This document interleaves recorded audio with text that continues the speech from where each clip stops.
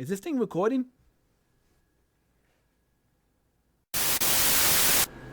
Hey guys, Dante here and welcome back to my channel, The Burgos Art. We are continuing our art stream from yesterday, which is me doing some concept drawing, concept inking and drawing and coloring for my game concept, Kill It With Fire. So we're doing monsters, more monsters. So we did the main guy right here. Here's the main monster on a template that will be printed out into a card. So he's the main bug boy. And 2 days ago, I did, if I could zoom in on them. Let me get rid of this background. There we go. So I did these little sketches, these little tiny sketches of these 3 different characters. His henchmen, his thralls, as they call them. So what we're going to do, first of all, I'm going to bump up the size. Probably have to re-ink it because of that. And then I'm going to kind of semi-redesign them. Now that we have like the basic idea what the main monster looks like, we're going to redesign how these mutated humans look like. And that'll be that. So first let's scale them up.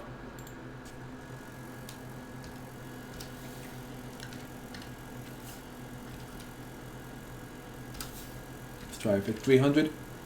I need to be really big. I don't know why they come.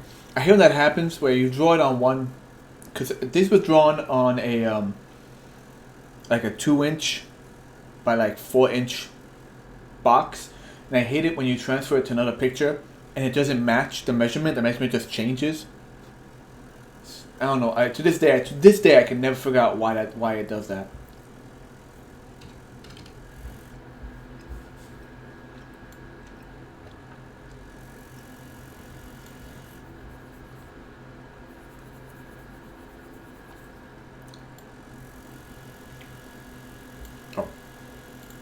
First things first. It's actually too big.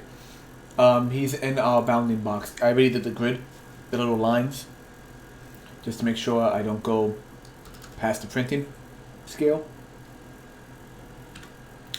450.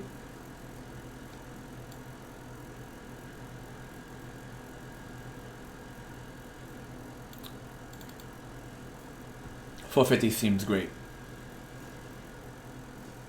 I think maybe it's a pinch smaller. That way we could really adjust. That way we could really adjust the design of this character.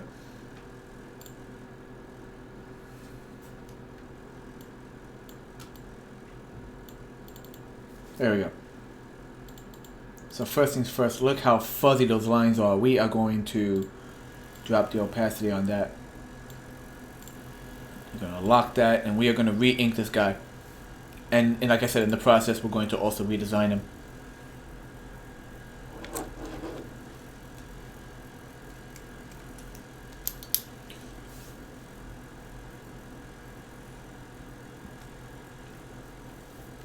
So I say we keep the basic shape, we keep the face. I want to do some craters in his head because I want him to have the same kind of nasty like craters that the insect has. So there's going to be little bits of the insect in each of these guys. And I'll also incorporate some of the colors as well.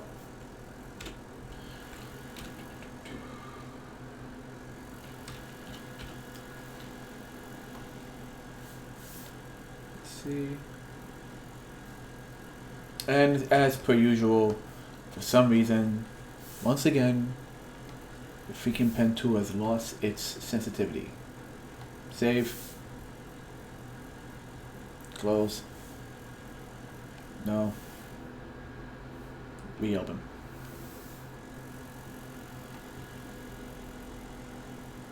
Open recent. Boom. Yes, I know the font doesn't match, yada yada. Let's see. There we go. All fixed.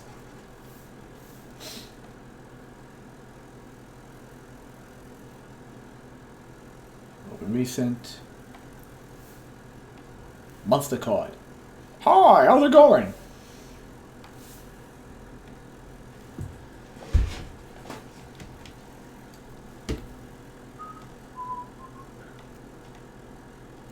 So like I said, we're gonna keep the face more or less just as it is.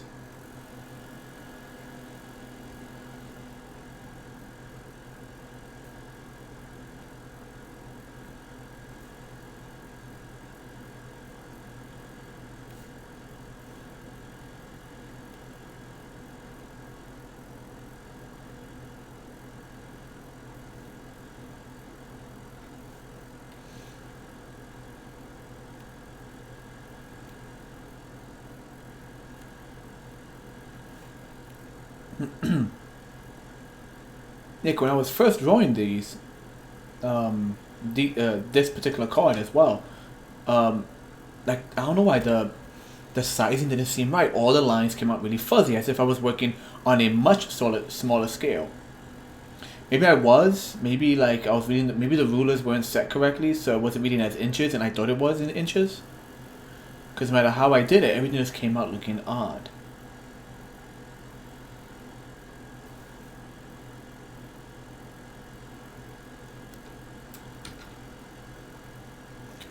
Hey, Kitty, good to see you.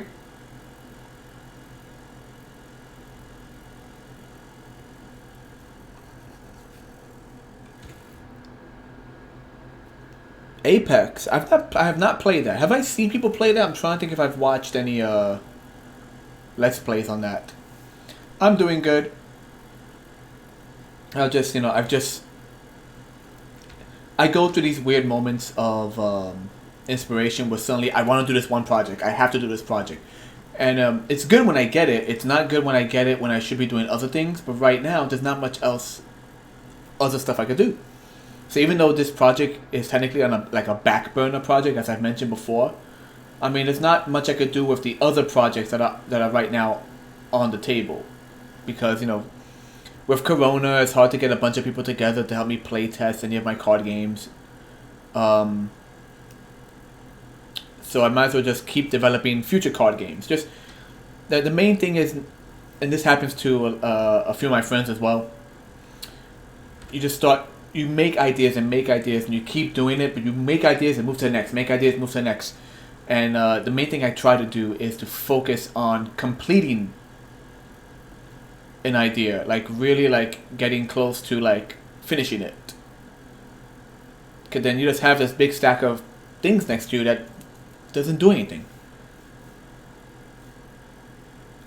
Like you need to actually be able to finish your you need to actually do something with these ideas, and if you just make it and move on, and then forget about it, it's pointless. So, but right now, nothing else to do but make ideas. So whatever works for it, But I'm doing good. I'm doing really good, actually.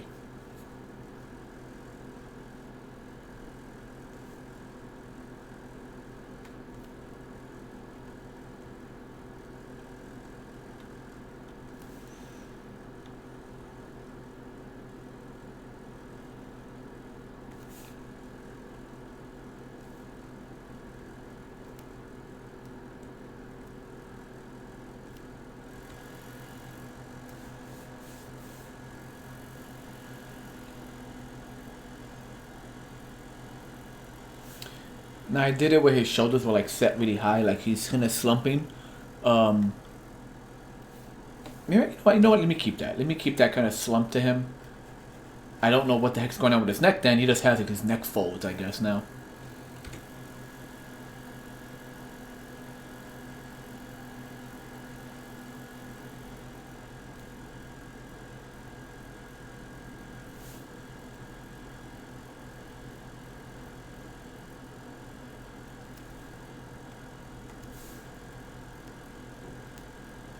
But it's better defined as a lab coat he's supposed to be wearing. Because once again, they're all scientists. They're all like scientists who have been horribly. They played with God. They didn't play God. They played with God. It's a different game. Never. It sounds like a weird quote from like a bad comedy movie. You played rock, scissors, papers with God, and he won. It's not like a weird fake like a fake quote from like a fake sci-fi horror film.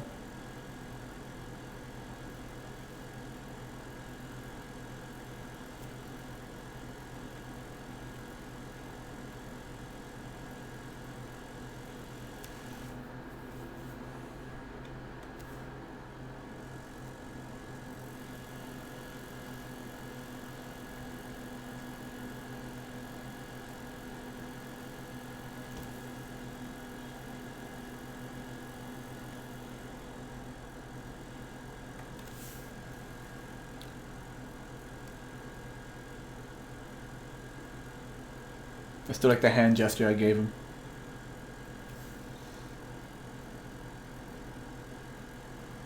Hands, all artists work. Hands, an artist's worst weakness. And yeah, I'm sure there's a whole bunch of artists right now who are like, I love drawing hands. Hands are my thing. But on the average, no. We all know. Hands are not like are not like, you know, everyone's forte.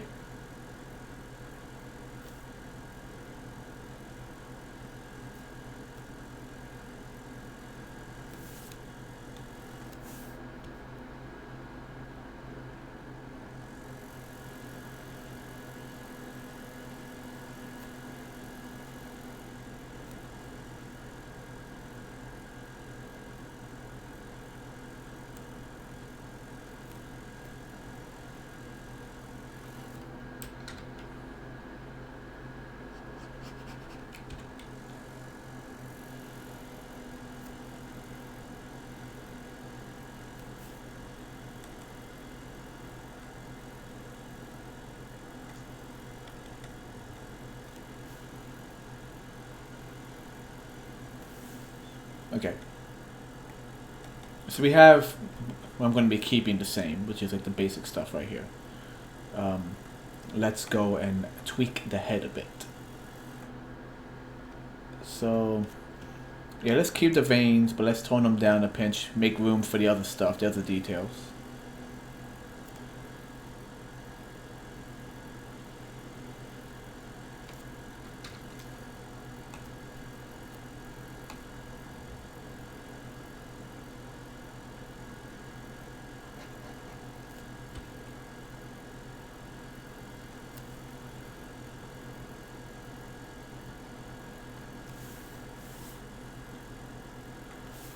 So I think over here is where we're going to have our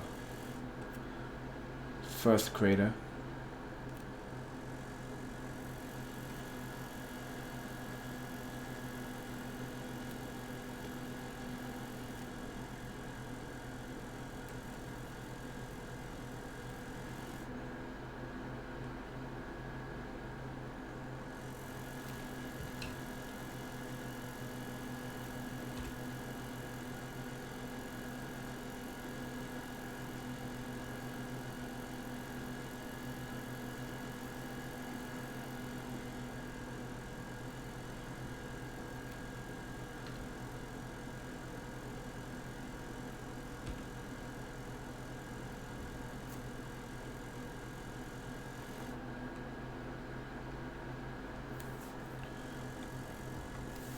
Once again, let's keep the head kind of loppy.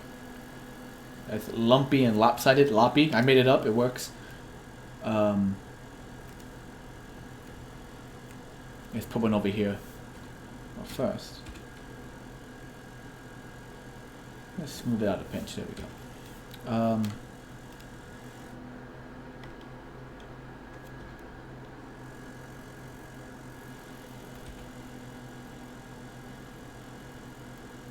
I'm just trying to think. It's all about composition. Yeah, let's replace the hair with another one, like right over here.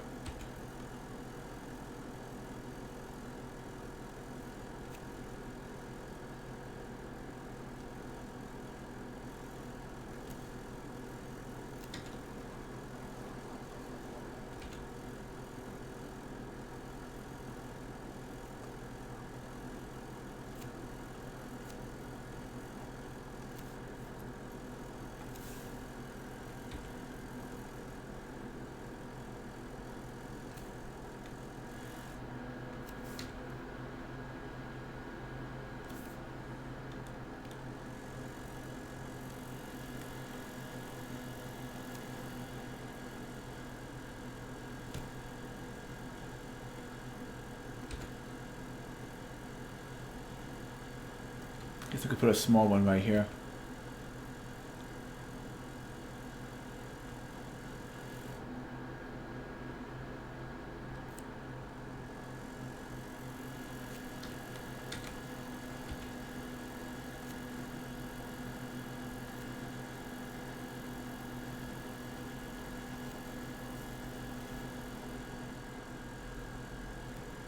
Then just to take up the space in the center of the whole head.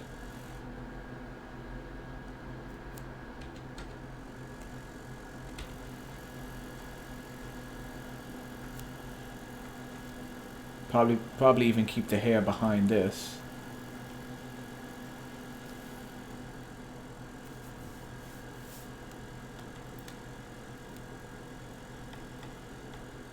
And put a little bit right here too.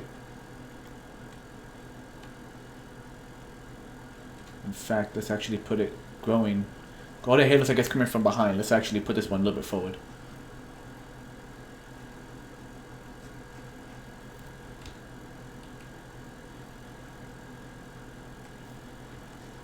Oh, that's the wrong button. Deselect.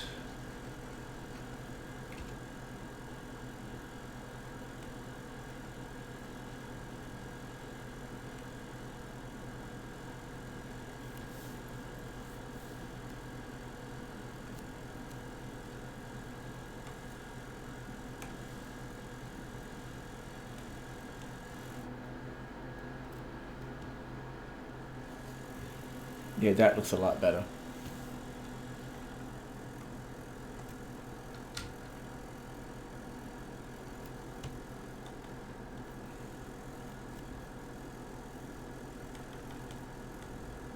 Sausage finger.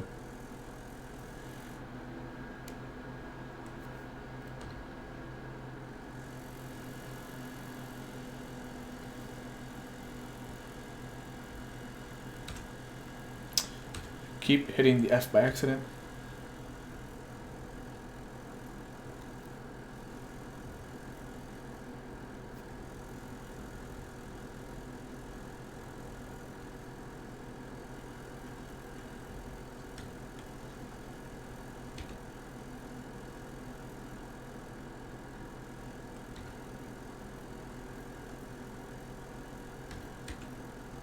Okay.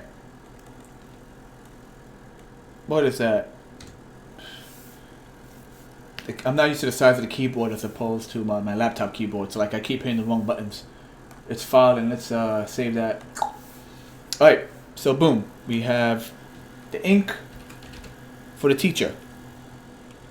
Let's close that. And we're gonna go back to the colors for this guy.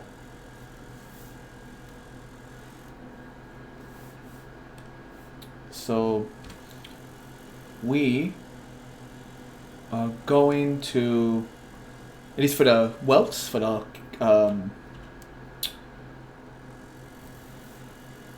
craters, we are sticking with the same kind of color tones, and then I guess they'll bleed into whatever skin tone we're going to give this guy.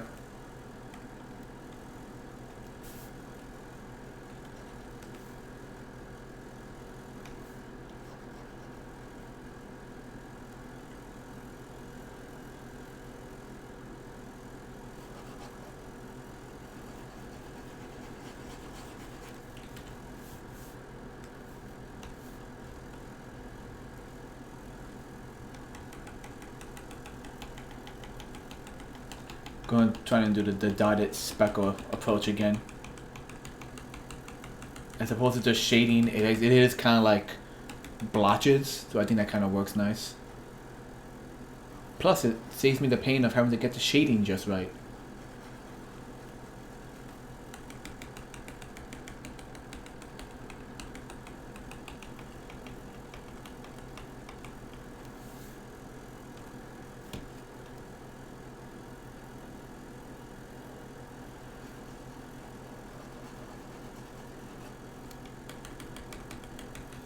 And I think for all these cards, we'll stick with a basic right side of light. So, switch over. Let me double check. Am I using the right one? I'm using the wrong color, aren't I? Let me zoom in for a sec.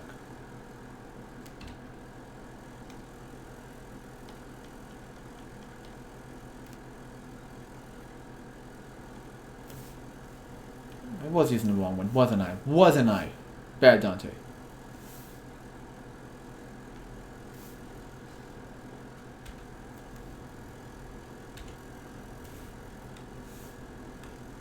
Yeah, that was a highlight color. Redo.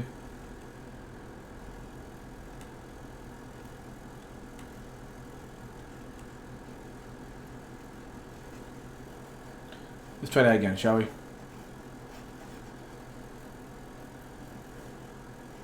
we're gonna do that. Switch. That's the highlight color. There we go.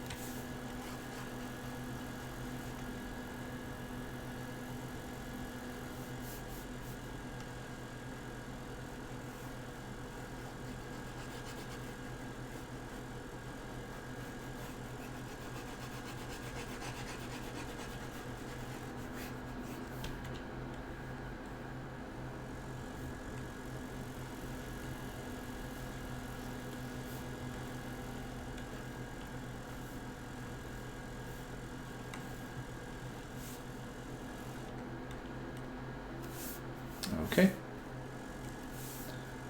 Let me zoom in on our bug boy. Bug boy.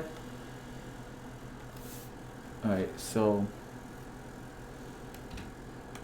dark, extra dark, extra crispy.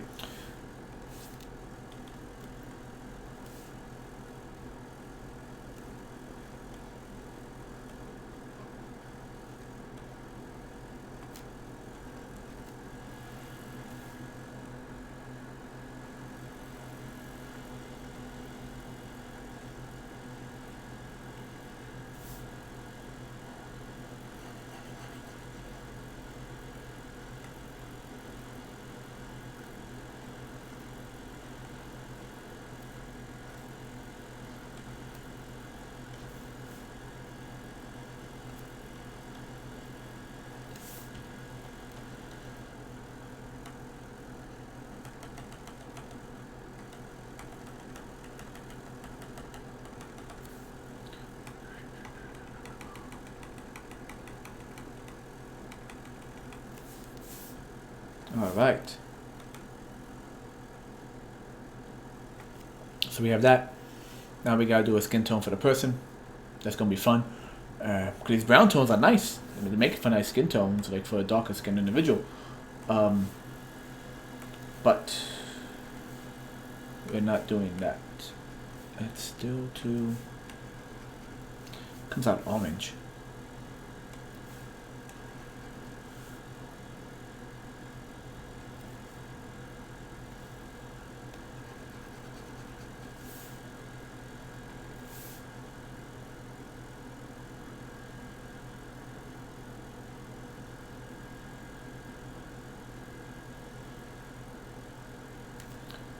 Let's give a base of a light color.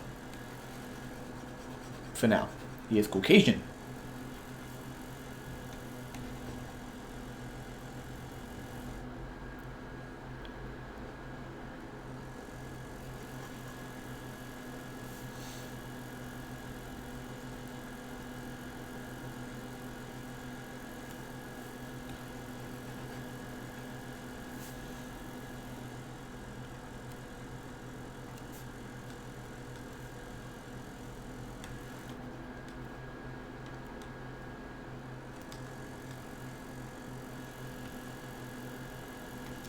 There we go.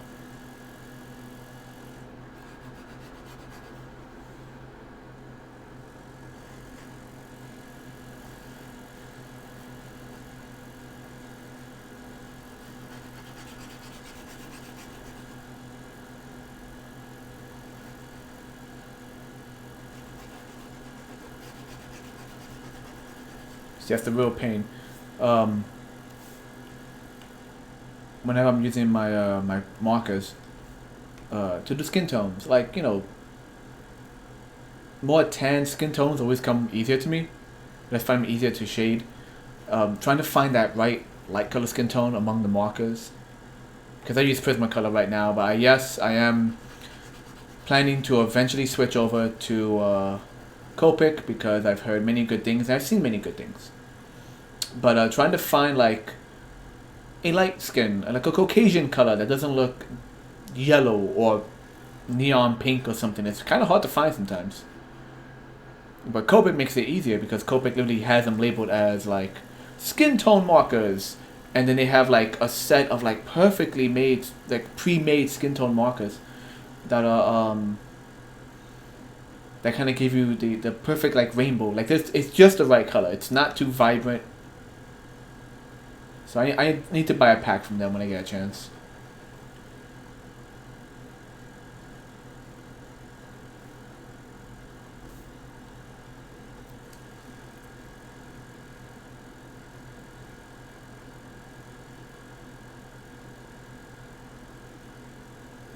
Got a bot in the chat. We got a bot in the chat, people. Code red.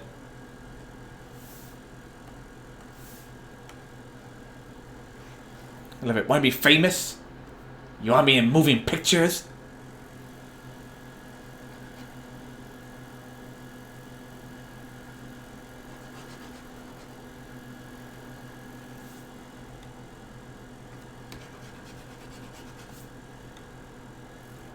Alright.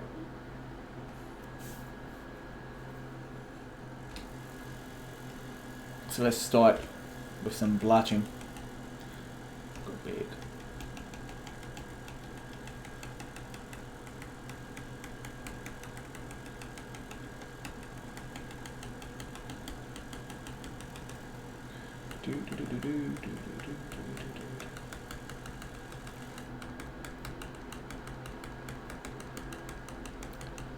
I'm thinking I should save the blotching for after I do after I do better shading.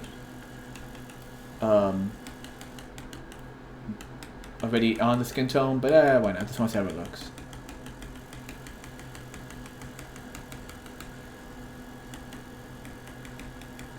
Sorry for all the tip tapping you guys are probably hearing from the microphone and, of course the pen.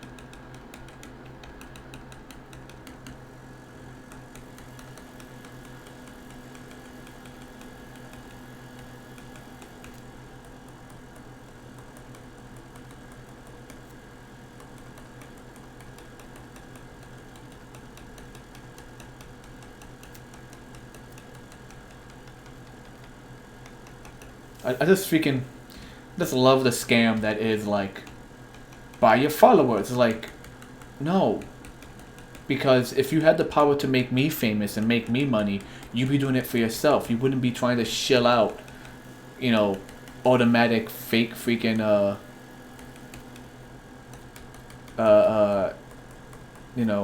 Insta viewers or whatever the program they use to do it with.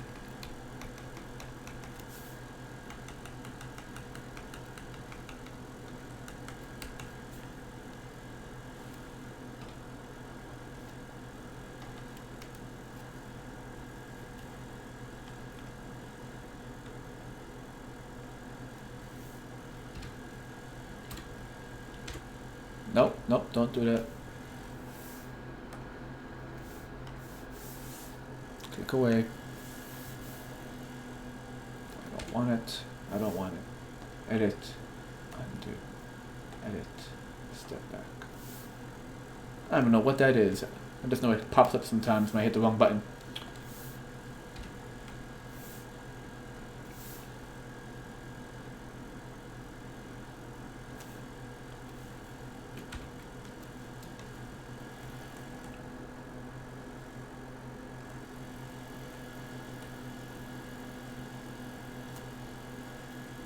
Alright, so we're going to attempt to shade here. This is when I would use, in fact, let me do it now.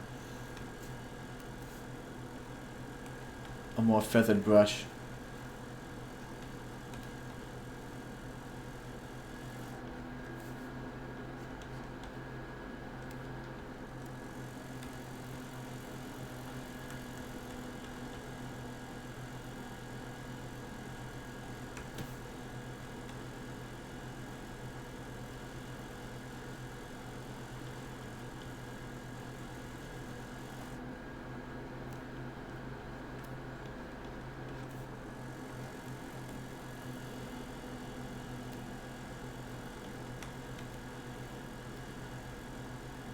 I've seen people who like customize their own brushes, and you know they have like the cloud brushes. Like I've seen some really insane yet really cool like customized brushes.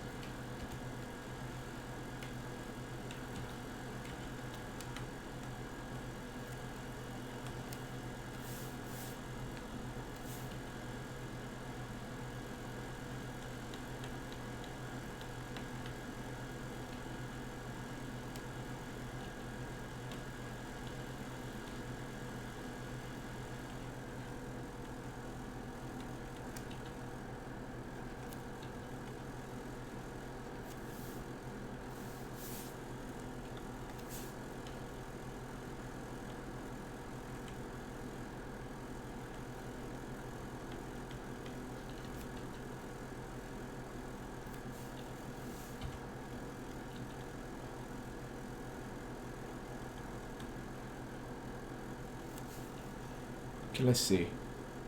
Alright. A little sickly looking, but kind of makes sense, doesn't it?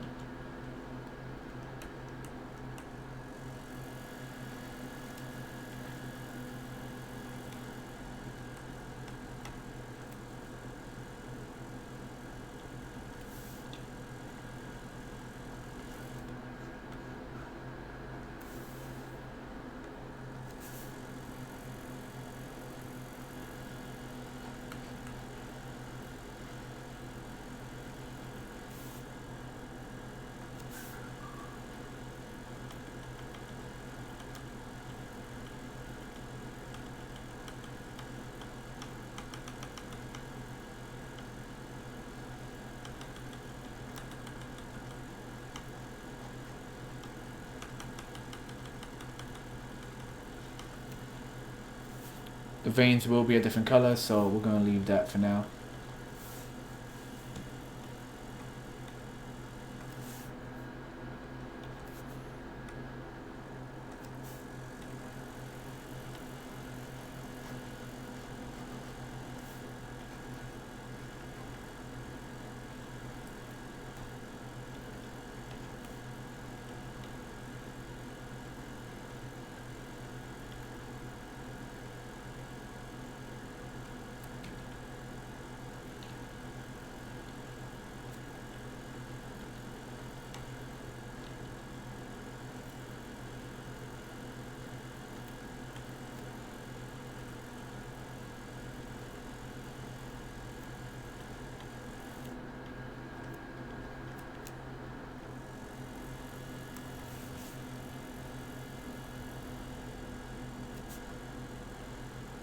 Now let's go for white.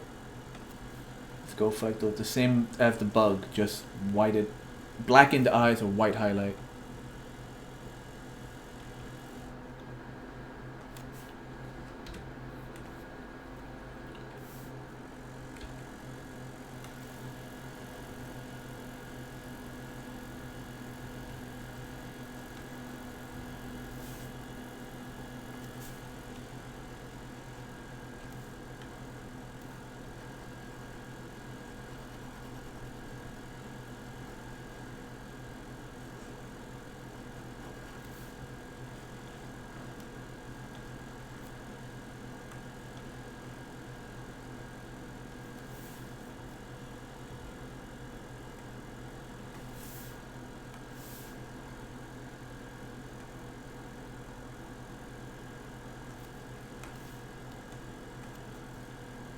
Okay, so we're gonna try and add a bit of a highlight on some of the head here. I'm literally just doing like shading colors. I'm not doing light colors, you know, like the background's green or whatever like that. Like I'm not doing that, which I should. It kind of gives it more drama in that way. When you have like lighted backgrounds like that, but I just don't know what colors I want the backgrounds to be. I don't know if I want to have a dramatic. I don't know. I don't know how I want it to look. I don't know yet. So right now we're just trying to get the basics. Let's give him some pale white lips.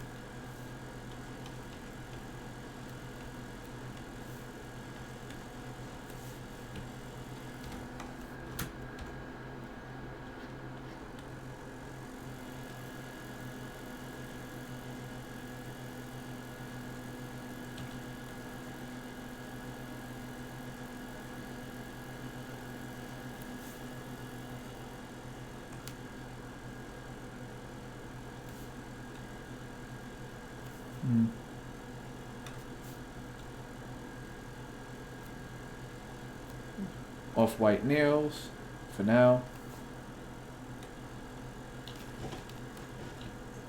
Alright.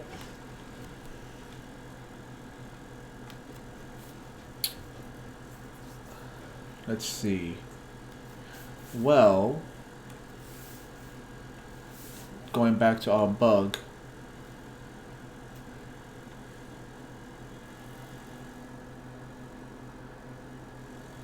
I mean, should we give our teacher, like the veins, should the veins just be like regular kind of like bluish veins like on a human, or should we try and match it more to the bug? Might be too much to match it to the bug. The only other color the bugs have are its tendrils and the slime, which we'll use somewhere else. You know what? I think we'll just try some blue and see. Like a pale-ish blue.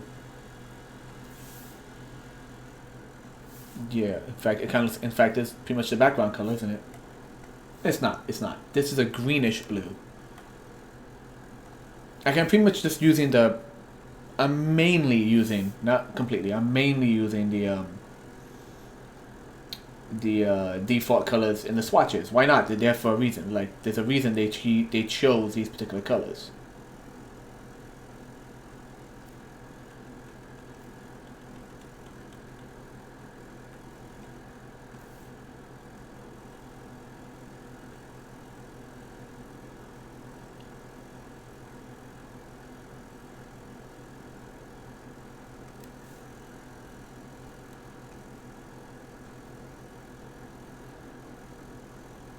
Yeah, all the years of art school, and in the end, a lot of my basic stuff still comes out kind of stylized, cartoony stylized.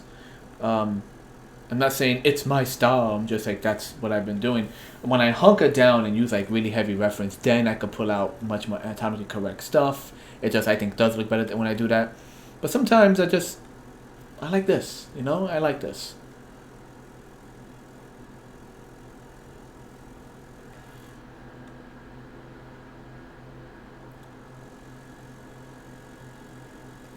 Still, I might want to adjust the skin tones here somehow.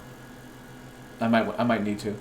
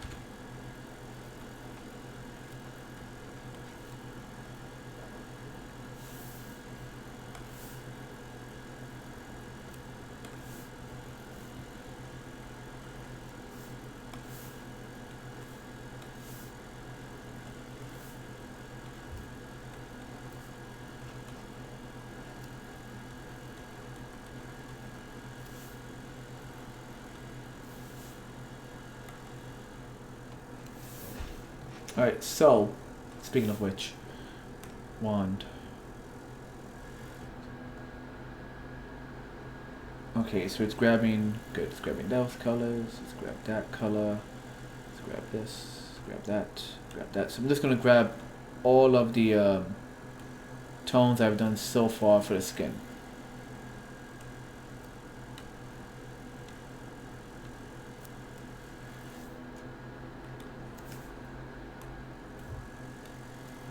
The wand set at 32. 32 is pretty good. I guess you like the basic you need.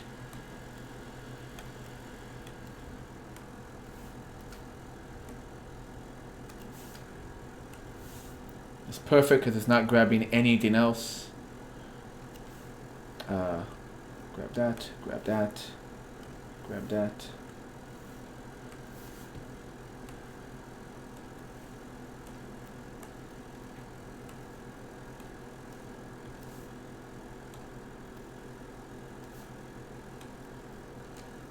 Let me see.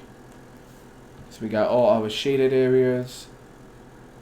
We got all our highlighted areas selected. Alright, so I'm gonna do. is edit, copy, edit, paste. Don't move. Good. It's pasted in space. So we just have that.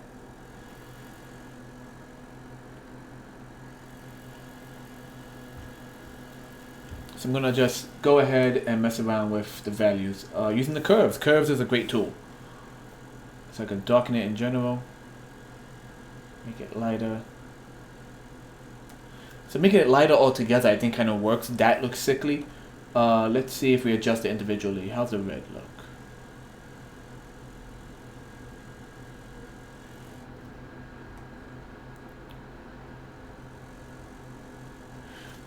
So if I darken the red, it mutes it, which is good. It mutes the overall color.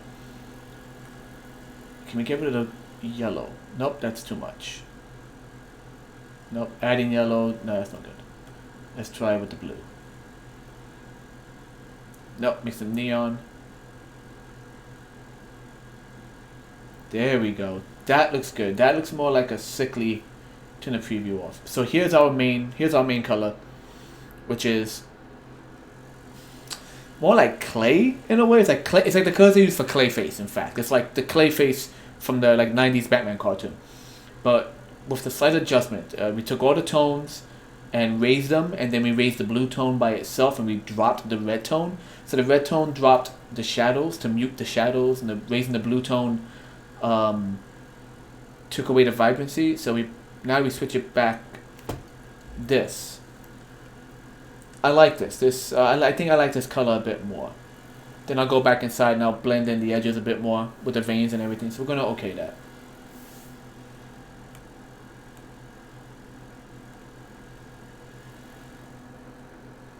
Yeah, that looks much better. So let's merge. Let's merge these two layers back together.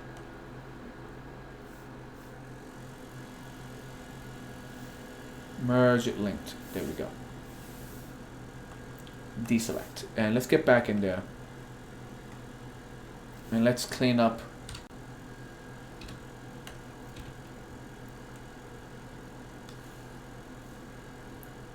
I'm just doing a little cleanup for where the veins were, because the veins now have a weird like outline around them.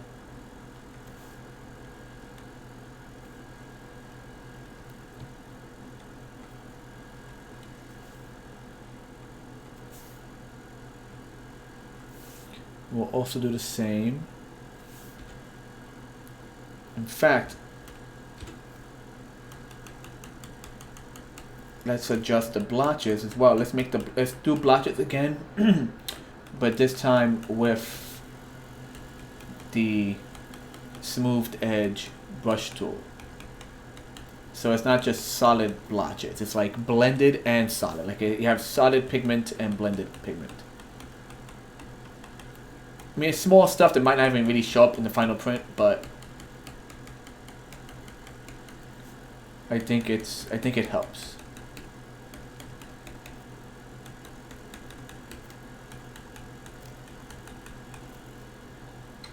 Do some erasing on the edges.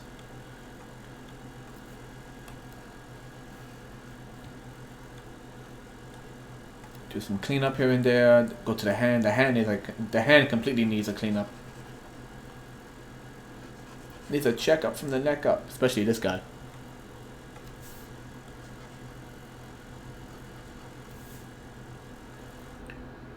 So I'm looking at this picture. You know, he's an ugly fellow. He's been through a lot, and it makes me think about this. It's pure clickbait. So they released a remake of The Witches. I have not seen it. My friend Joe, J Marvel Man here on Twitch, T.R.I.X on YouTube and Instagram. Check out his Instagram, T.R.I.X Instagram. It's really cool. He does great character designs. He just pumps out characters that he just doesn't know what to do with half of them. Anyway, he saw it. He told me it's pretty nice. But the reason I bring it up is because the witches are ugly. They're not human. They're meant to be monstrous characters. Especially the head witch, who has these scars on her lips, which I assume is meant to represent the mask she wears, because in the original one, she wore a mask. And in the book, she was masked. So there you go. And there's like and then there was some clickbaity, not even clickbait. It's more like we're desperate to make an article. We're desperate. If we make something sound outrageous, people will read it, and thanks to Google's algorithm, it'll spread. And it was like outrage over the negative connotations of people born with physical abnormalities. Basically, someone wrote an article claiming that the witches was doing a bad thing by depicting the monsters who are physically deformed as the bad guys, because it makes other people who have physical abnormalities feel bad. And I'm like, oh, shut up, this is just freaking clickbait stuff. And I can't stand that, because it gets carried over and misunderstood by other articles and other websites, and it just gets to me, man. It's like it's a waste of information. You wonder why people don't get proper information off the internet when they should be getting certain information from like proper websites and stuff, because of websites like that. And it's BS too, because the freaking website has it's a pinnacle clickbait website where as soon as you click it, it's like 3 sentences advertisement, 3 more sentences advertisement. It's just padding all the way down, trying to get you to accidentally click one of those ads while you're just trying to read the article that they're providing.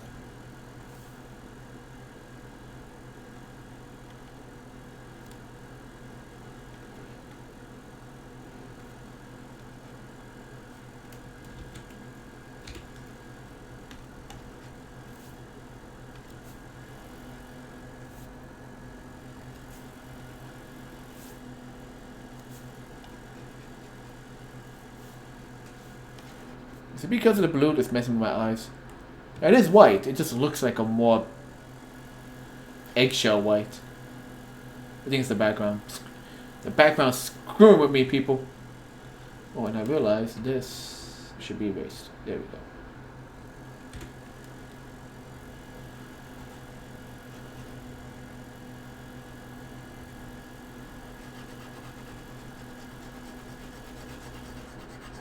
So if you notice, I am still using the basic, like, roughly 2 shaded tones, animation shaded tones of just like base, shadow, light. Obviously, like I said, if this was like if I was doing it by hand, and I had like the blending skills I would have when actually working with hand, I would have definitely used a few more layers of color, that is.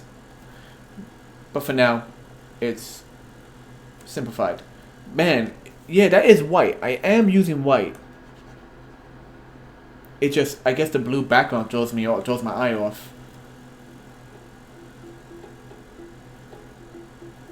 Excuse me.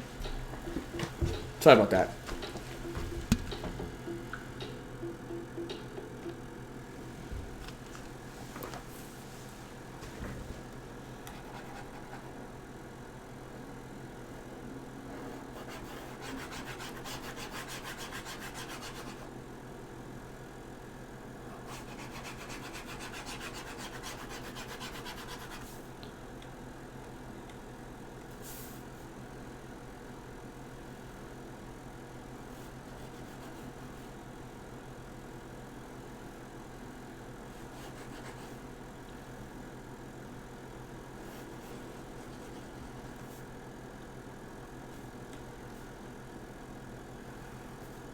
Alright, just want to get a general shape of the lab coat.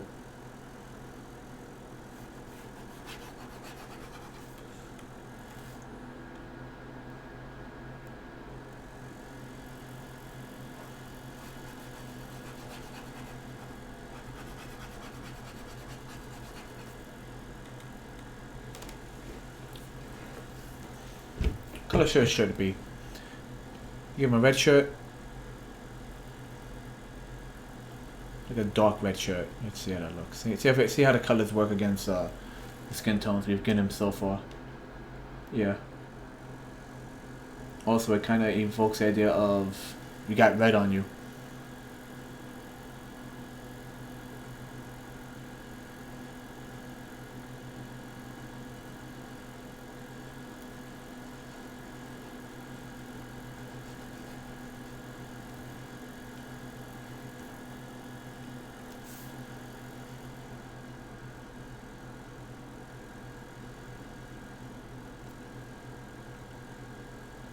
Was Shaun the Dead the first place to use that quote? Like, was that, like, is that a Shaun the Dead quote? Because I've heard it maybe once somewhere else, but when I heard it somewhere else, it sure as heck wasn't making a reference to Shaun the Dead. Like, and if it was, it failed immensely.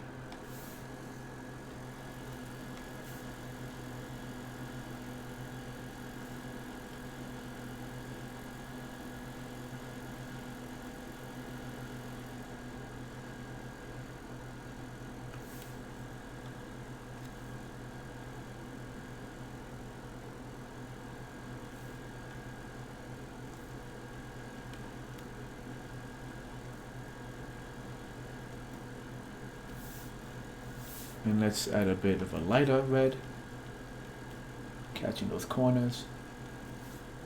Makes it stand out a little bit more.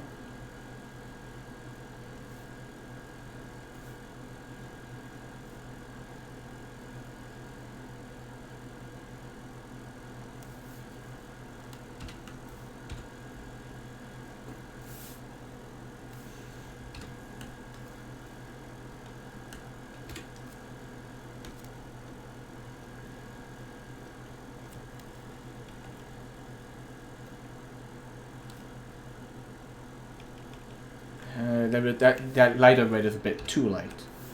Drop it down a pinch.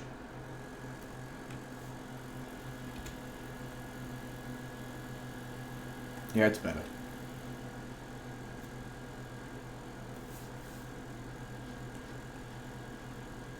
I'm using the wrong brush. The edges are not blending well.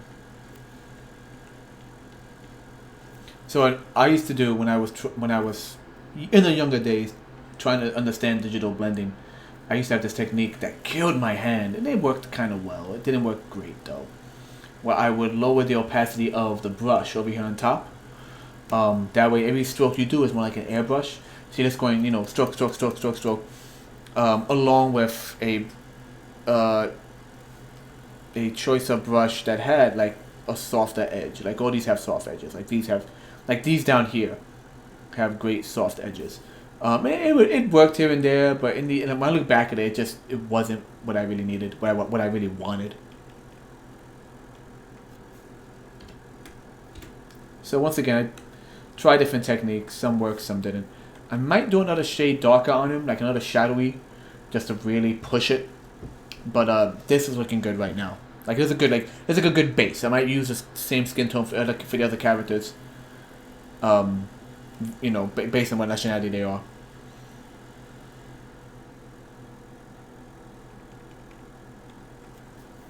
In fact, let me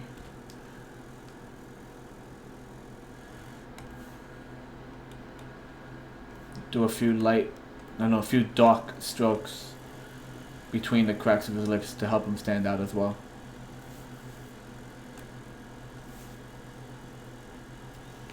And now that I'm this close, I see you stray ink line. There you go.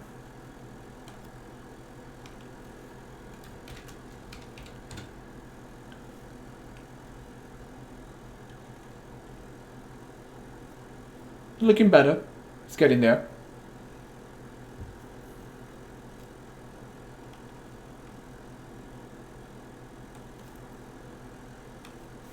Alright, let's darken up the trench coat. That's the erase button. I is a fool. Brush. Brush. There we go.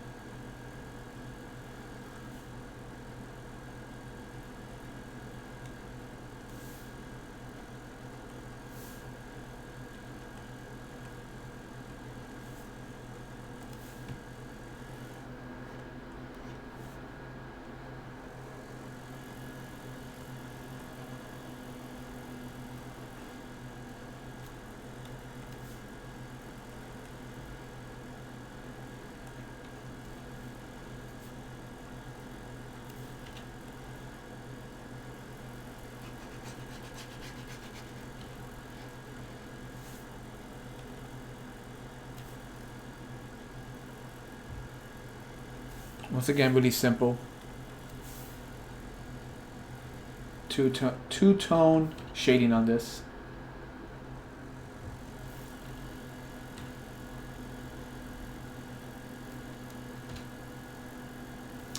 That was the select button, deselect, erase. There we go.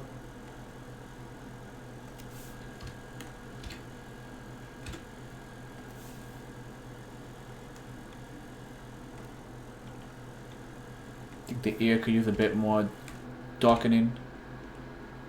It is the darkening. Alright. Hair. Long, beautiful hair. What colors should we do the hair?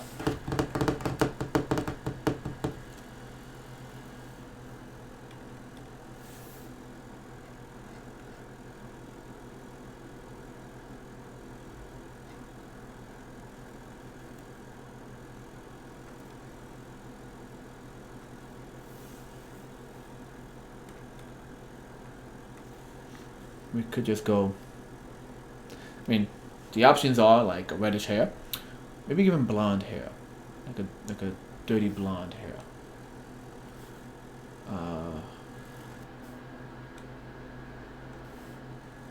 Hmm.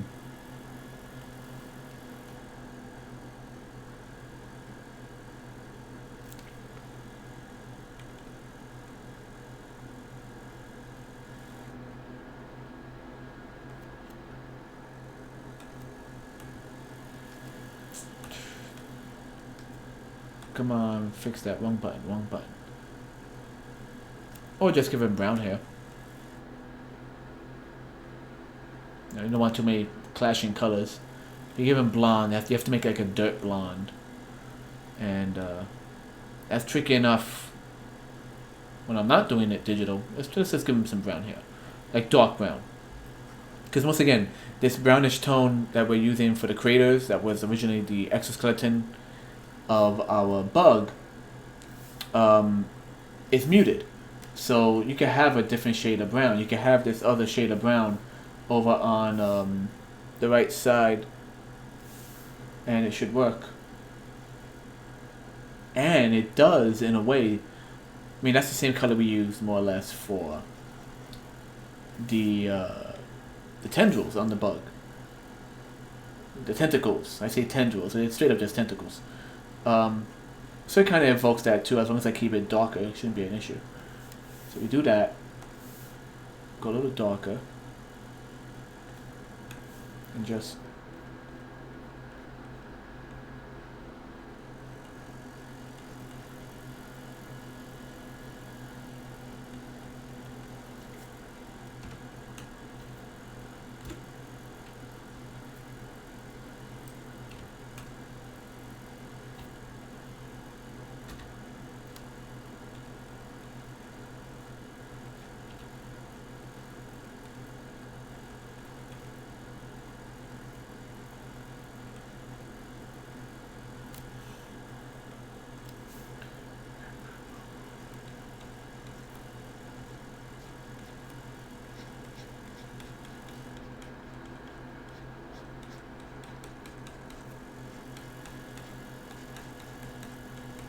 there we go. Then I'll go back, add a little bit of highlight here and there. And that is the main thing about digital art, that you can add those lighter tones afterwards.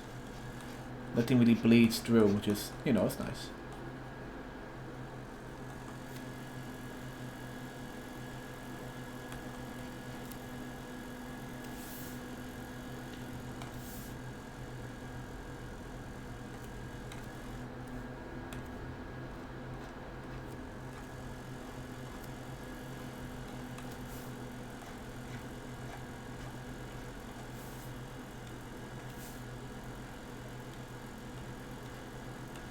I think he has frosted tips.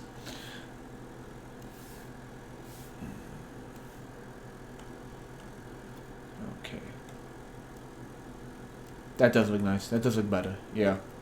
I think sticking with the darker tone for him looks good.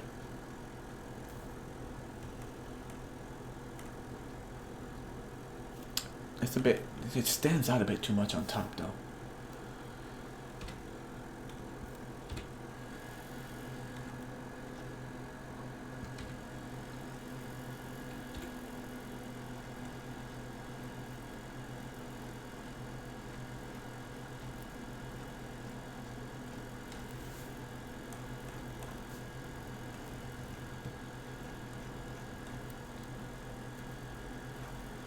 And once again, this does mimic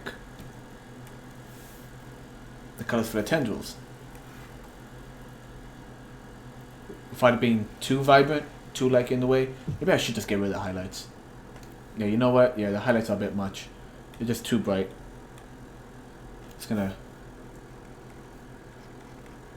gently do some like little pressure based strokes, which helps a lot.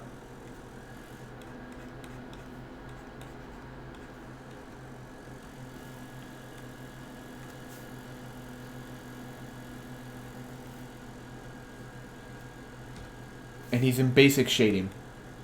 There's no backlight, there's no red and blue sides, which I whenever I see that in a photograph, I think that's beautiful. It's like red and blue back-to-back shading. But I never actually done a drawing like that. I've never done a drawing where it requires that kind of back-to-back shade. Those two-tone shading, basic red and blue. But yeah, so this is the teacher. File. Save.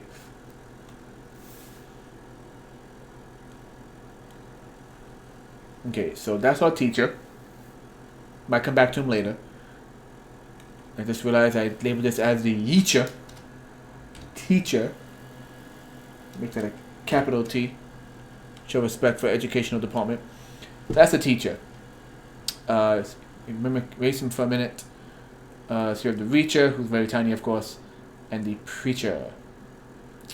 Let's do the preacher next. First things first, once again, we gotta make him big.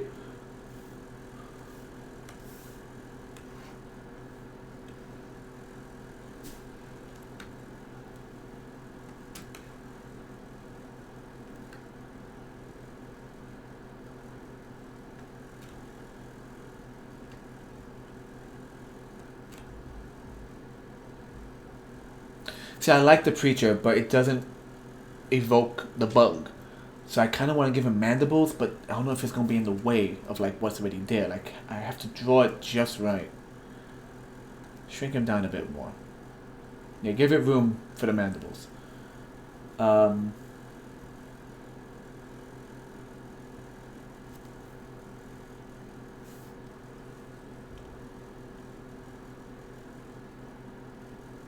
I might have to redraw him. I don't know. We'll try some stuff. I like the way it looks. We'll try some stuff.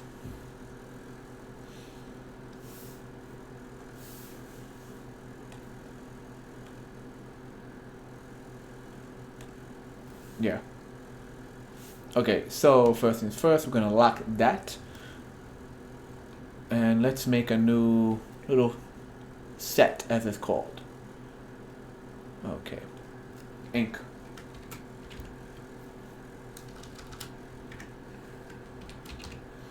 Now it is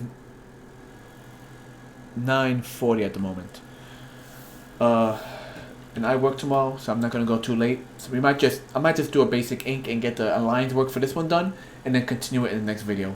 I'm not really up to like a freaking like 6 hour freaking. I do like 2 or 3 hours when I start drawing. Once I start drawing, that's it. But I feel the tiredness coming over me, consuming me. So we're just gonna maybe just do some inks on this. Give me a second, guys.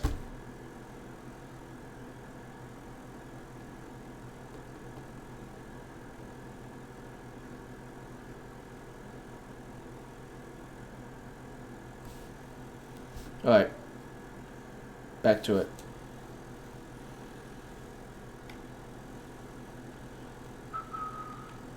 Preacher. Preach! And for those of you who might notice my misspellings whenever I fill out these little files, don't judge me. Don't judge me. I gave him a little hanging bottom lip.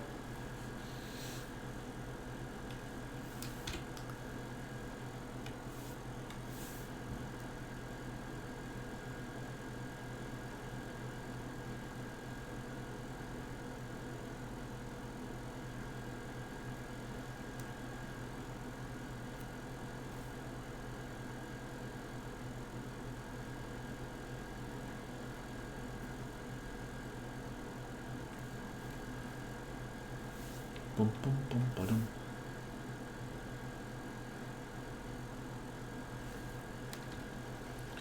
So, right now I'm just going to redraw some of the teeth. I'm mentally planning where the mandibles are going to overlap. So they'll probably like overlap here and probably come out like over here. In fact, that curve might actually work. This curve might actually work. This curve, let's try it again.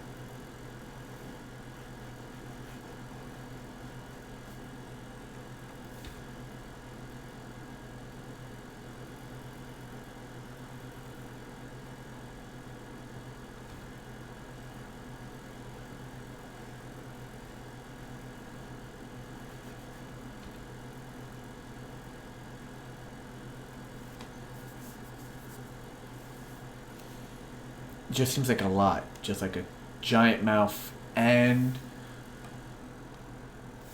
Damn it, no. Giant mouth and the mandibles. Like, I'm not sure if I just want to redraw it. Or change the giant mouth somehow. I'm iffy on this design, guys. I'm really like, I'm not sure about this design.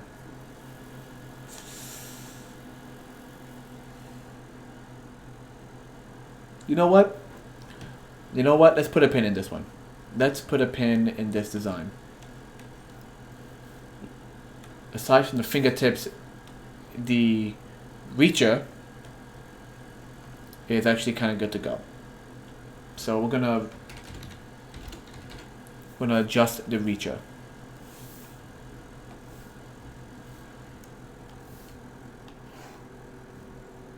Woo!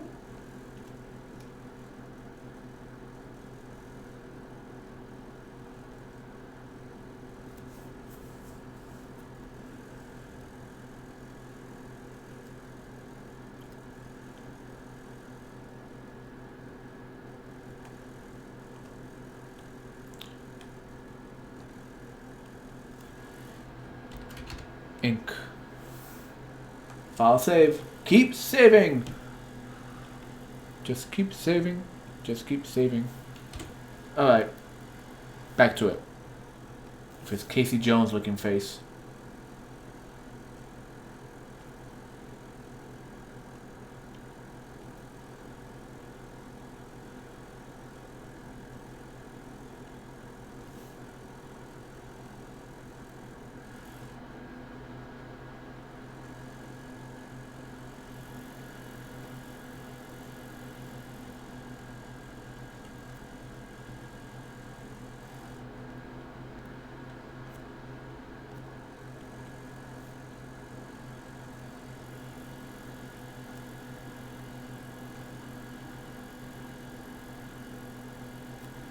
Little beady eyes.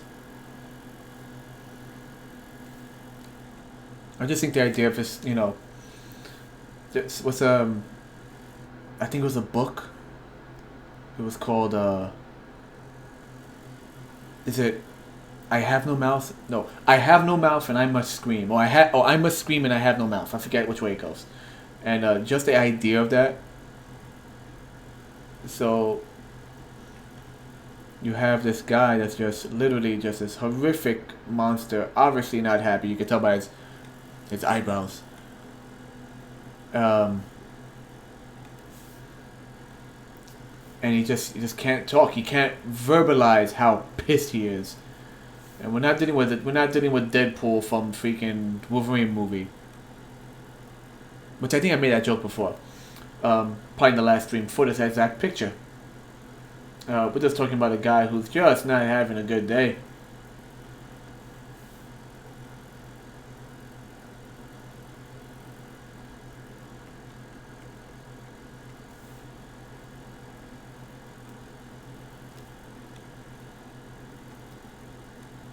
Okay, so we're just going to redo all of this so it kind of has the same kind of feel as the bug.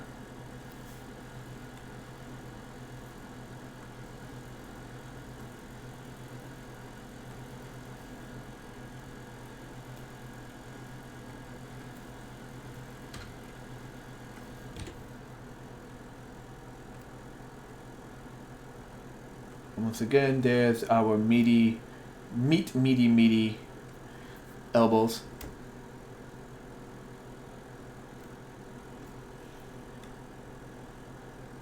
We're not gonna do.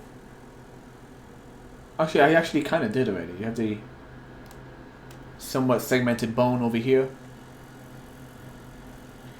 and then we're gonna give him kind of like a praying mantis. How praying mantis, their hands are pretty much. It's pretty much this is super overlapped, and you have like spikes over here. So that's what they do. They don't actually have like fingers. They kind of like clap shut on their forearms. At least that's how it looks when compared to, let's say, that of like a mammal. And so he has his little spikes right here.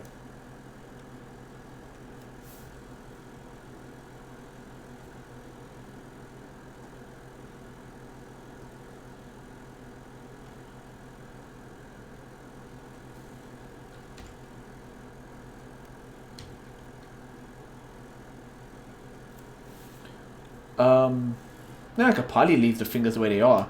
Like that way they won't be exactly like the bug. They're more like fleshy, like a person's hands. So I think we could probably leave that. Just kind of clean them up a little bit.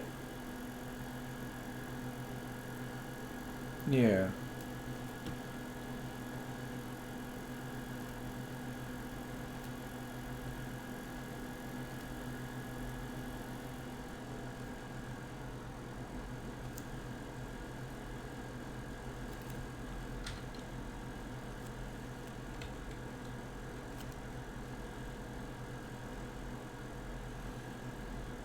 I don't know if I can ever make it in like the professional industry, or in other words, make it an industry where I have to answer to someone every day for the artwork, that is. Because very rarely is the first design the design they keep. You'll see hundreds of designs for the same character with little stupid little changes. This one has a hood. This one has earrings. It's all the same character over and over and over again. Um, I'm not saying my first go at any picture is the best design. Like I said, we might have to redesign the preacher. But I don't know. I just can't imagine drawing the same guy over and over again. Uh, Within the first pass, I guess. Like, I've redesigned old characters because with time and like knowledge, I realized, oh, they should look different. But just changing this, doing 6 versions of the same guy over and over, that I don't know. I don't know if I could do that. Let me move him over a pinch.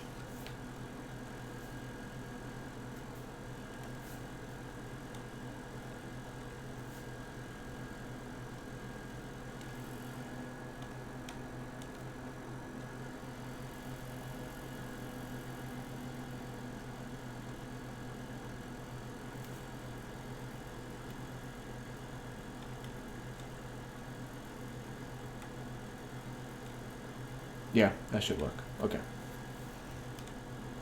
The tools are kind of in the way of the guideline I have here.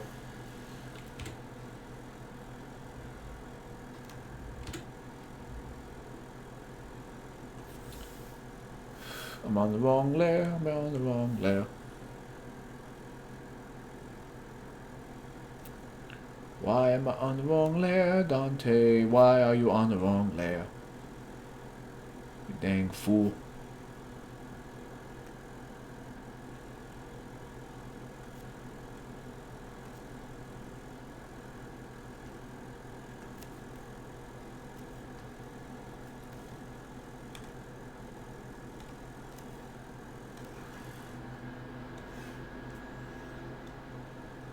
There we go.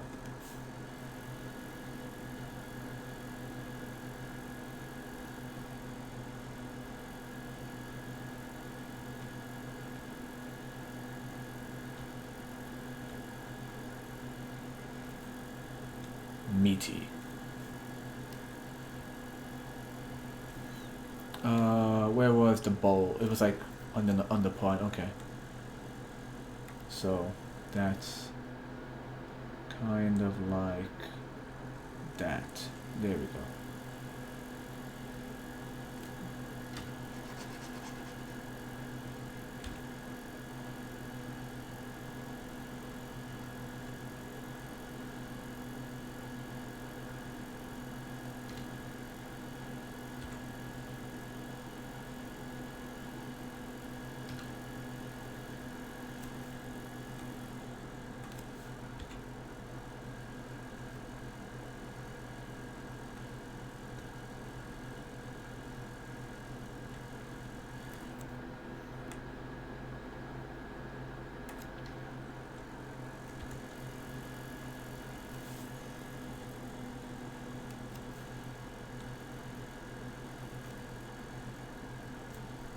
Yeah, so once again, we're going to keep this kind of fleshy fingers. Wobbly fingers. What was that internet meme? Not so much a meme. That internet personality from years ago. So was it Salad Fingers? I have no idea what his deal was. I found out about him like way after his prime. Way after like the cartoon hit his prime. And I don't know, it wasn't my thing. It just wasn't my thing. I didn't get it. People find it funny. I was like, whatever.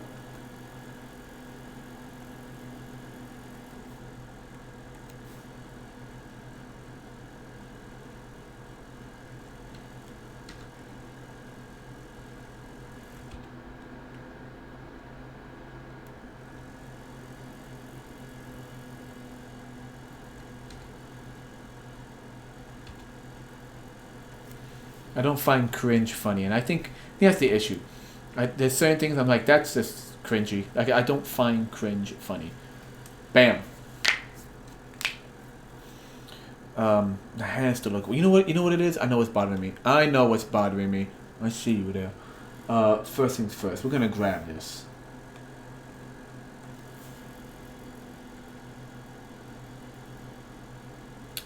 The forearm on this arm is too short, so we're gonna pull this out first. Make it longer. Okay. Deselect. And now I'm gonna redraw this arm.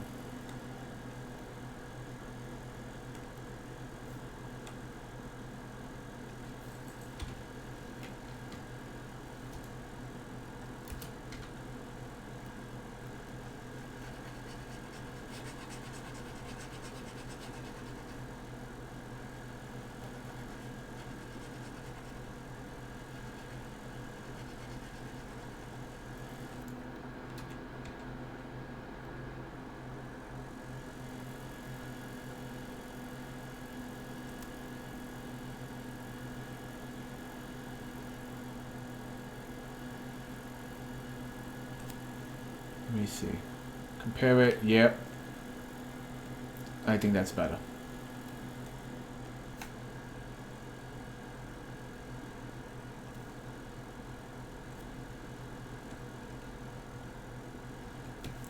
And then give him his spikes again. A man is nothing without his arm spikes.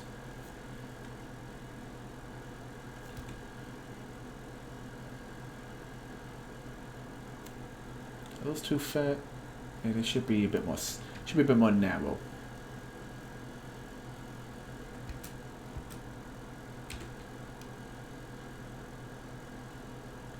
There we go. More spiky.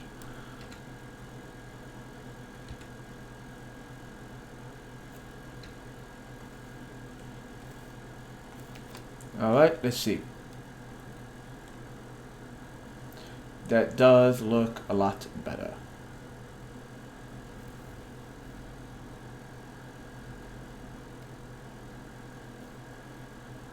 One, two, three. Maybe thin out this as well.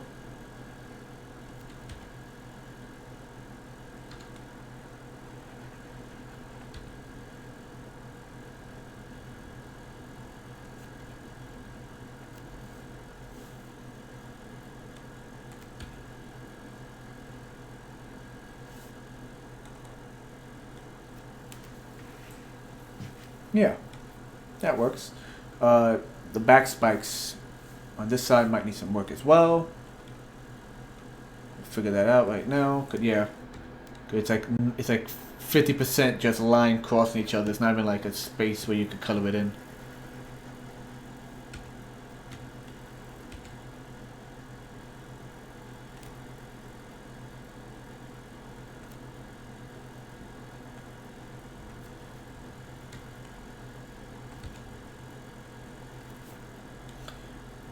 You know what? Speaking of back spikes, let me get rid of this.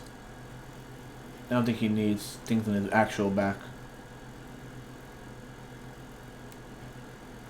Then we'll zoom out, see how the composition looks.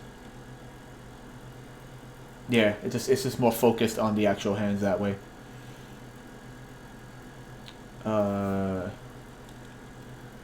We got some misconnected or non-connected lines over here. Hello.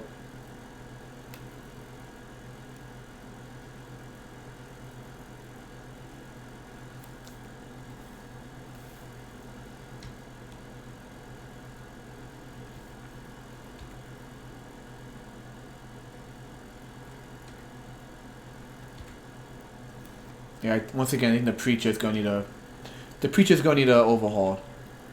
Not sure how I'm gonna redesign him. Speaking of, having to redesign a character, I think he's been changed up. Let's look at our bug. Let's look at our bug for a minute. So we know how this guy matches already. It's the shoulders, the legs. How do we redesign the preacher? Now, rather than add mandibles to the side, maybe, baby. Let's see for a minute. Save. Let's.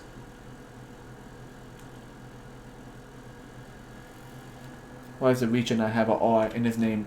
Reacher. Okay, let's erase Reacher from it. Let's bring back the preacher. What if? There you go. What if we keep the top of the mouth, we keep the tongue, but rather than these teeth right here, we make that like mandibles. Make the mandibles come from the base. Kind of like, let's see, preacher. Let's add another layer in there real quick.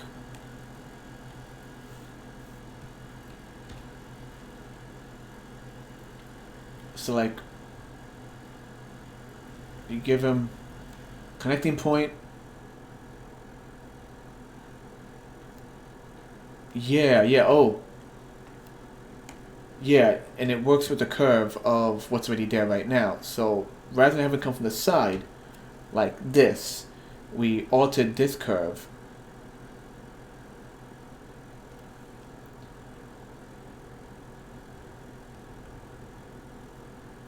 Something like this, I guess.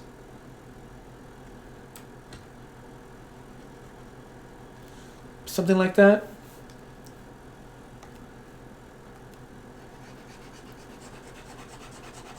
Something like that. We're close to it.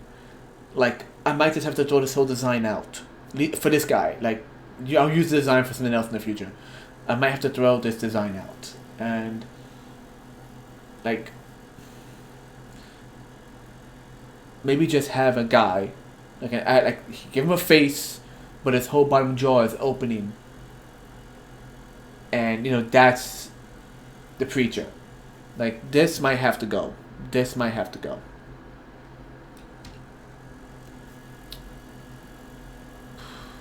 Might have to.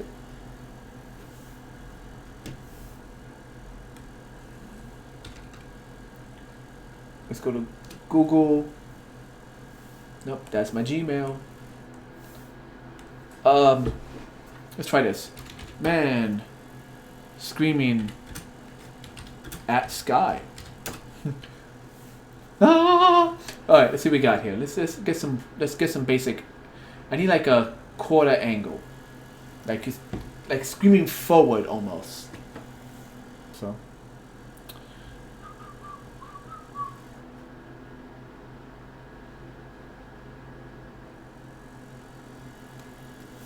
this might work. Why are you clicking? Copy image. Just to get. Let's see. If I can find it, I'll drop it in. It's 10 o'clock already. Started at 8:30, so it's been an hour and a half. We're going crazy. Paste. Boom. First things first, transform. We're gonna flip horizontally. Okay, I have one guy facing one way, one guy facing the other way, one guy facing forward. So each one's a little different. Scale.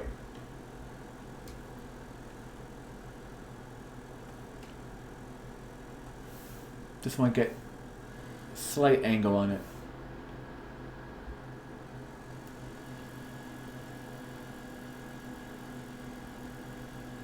This might work. Okay, let's close out everything else. Just want to get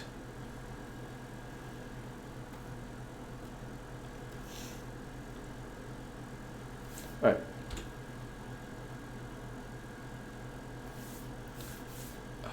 Wrong layer, Dante, wrong layer.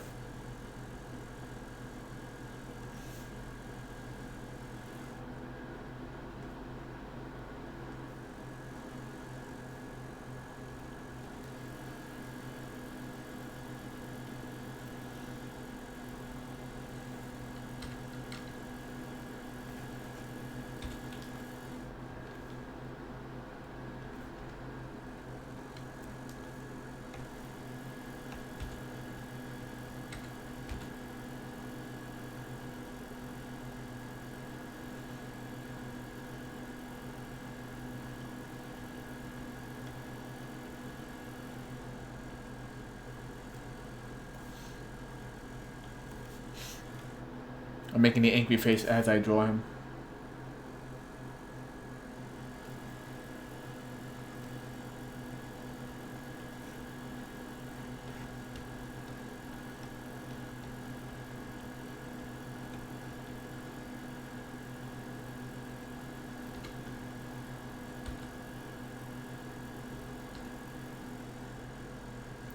I'm happy to know that apparently I'm not the only one who does that. Like apparently a lot of artists are known for doing that, especially like animators. They'll just like they just tend to start drawing the face that they're like trying to emulate.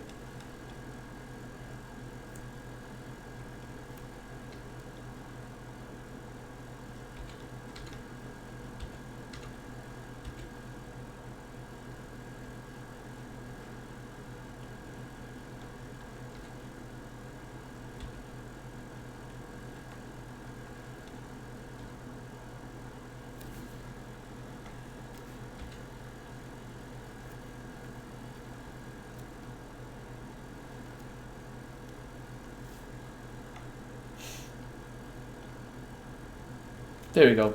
That's our bass. Cause sing it with me now. It's all about that bass.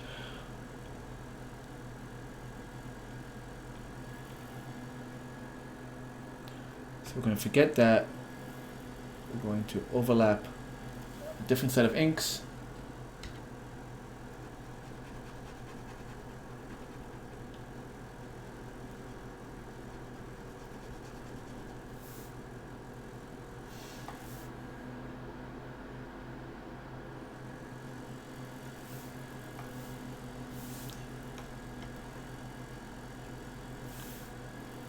And transform and horizontal.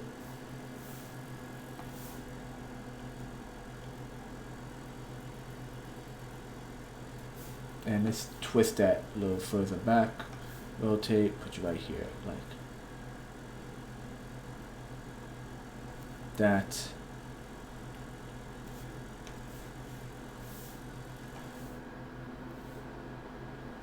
I guess rotate as well. Okay, you get the idea. We get the idea so far. Let's combine all of this stuff. Doot doot. Baby shark. Doot doot doot doot doot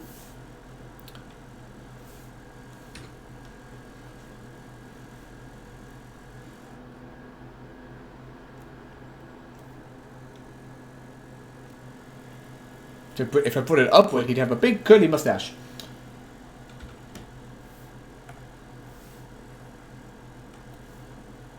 In fact, it was curved and then it angled out, so.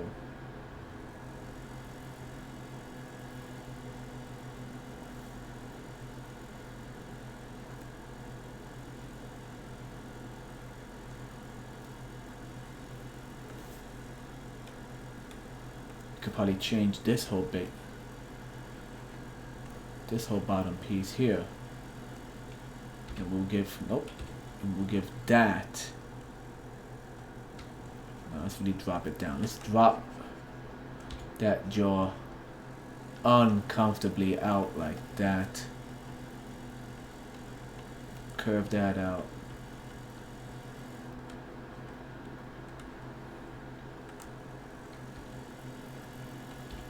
And now this has all the funny looking teeth that was in the original guy.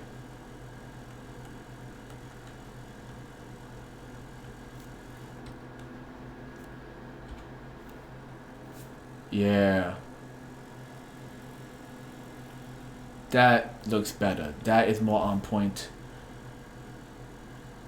to better match what we are aiming for.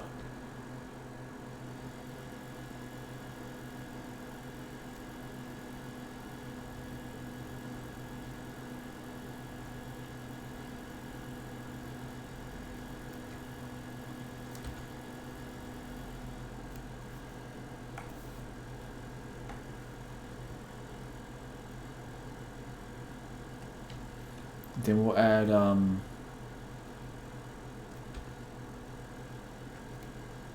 the little teeth and everything to the mandibles as well.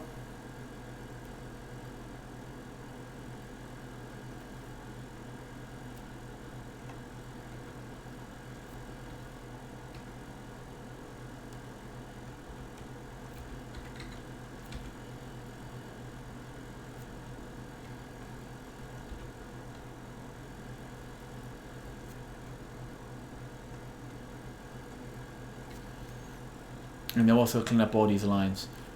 That's the preacher. That is the preacher. That's the guy who's like, oh man, I got stories to tell you. Sit down, children. Listen closely.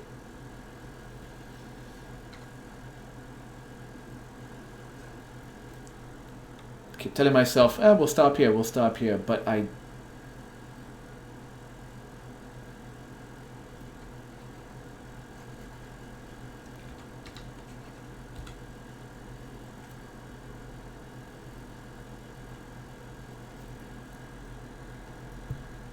Okay, that's at 100.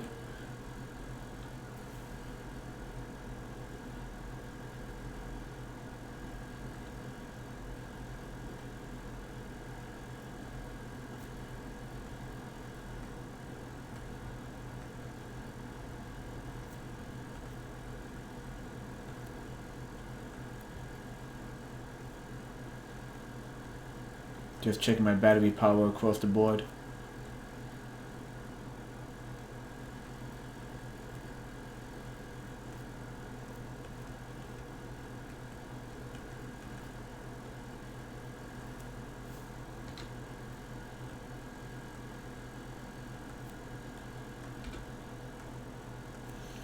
He has no tongue, it's just this gaping maw. That should be the name of an actual mall in the city, like in the U.S. Welcome to the gaping mall.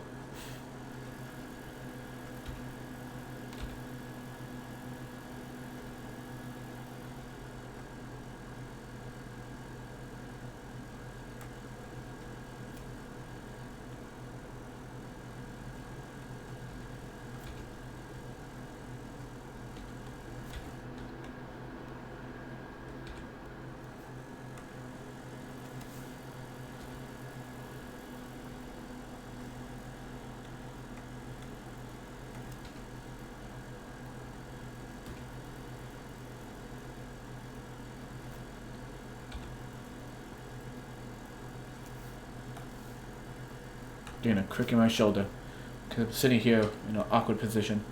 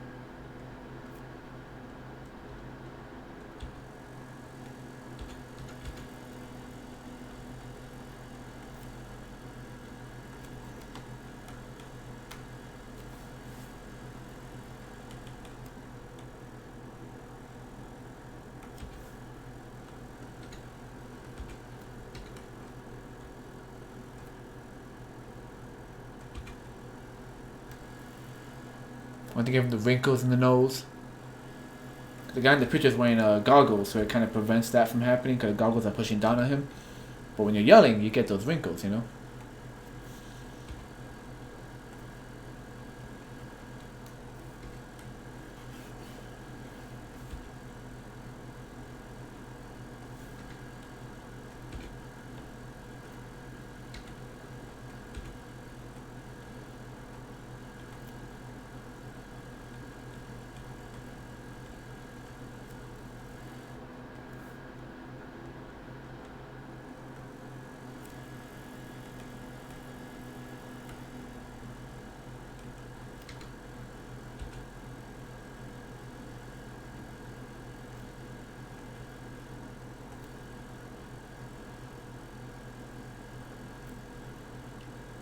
And once again, you got those blackened eyes.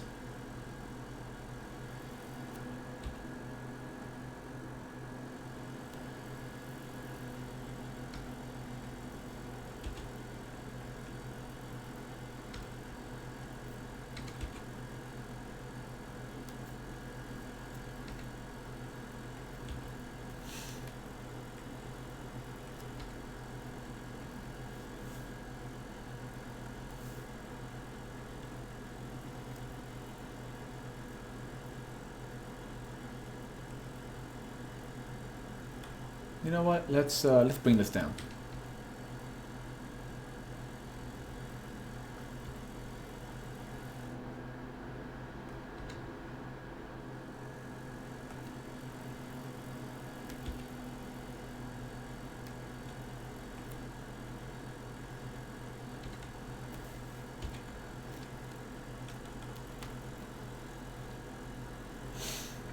That's the preacher. Oh, my neck.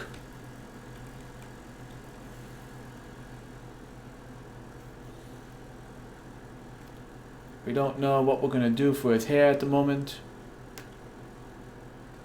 Just giving him some basic ear detailing.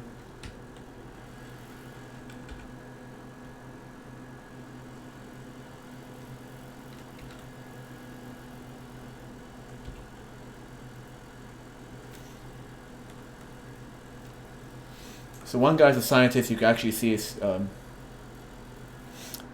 can actually see his kind of like suit and tie. One guy, you just see a t-shirt. I think this guy should also get a suit and tie. So, I got a little bored, and I started. Excuse me. I started the coloring for the Reacher. This still seems a bit too loud. There we go. So I started the coloring for the Reacher, and I decided to go ahead and take his wibbly wobbly fingers and make them match the tendrils of our original bug monster. So, you know, just carrying over counts as back and forth. As of right now, my pen is still acting funny. Don't know why. Sometimes the pressure works, and right now the pressure is not working. But we will brute force it. We will make it work. So let me just go back over here and collect the colors I need. Let's go with a highlight and the base. And you know what? Screw it. Highlight and darker. There we go. So if I don't have the pressure, at the very least, what I am going to do is just use a much thinner brush. 3 should do fine. And we'll work up the details to match against our buggy boy here. Once again, working with a light source more or less coming from the right side of the image. Basic 2 to 3 tone shading. Nothing too crazy.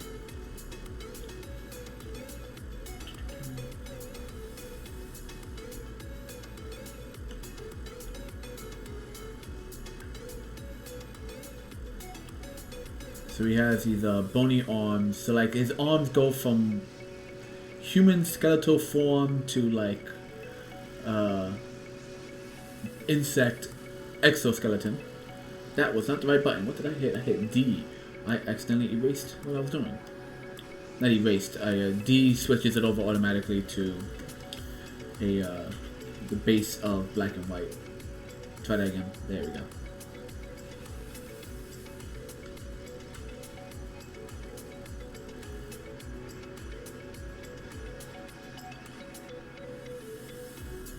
Just like before, we're gonna do a few like let the colors do the talking. We're gonna do nope.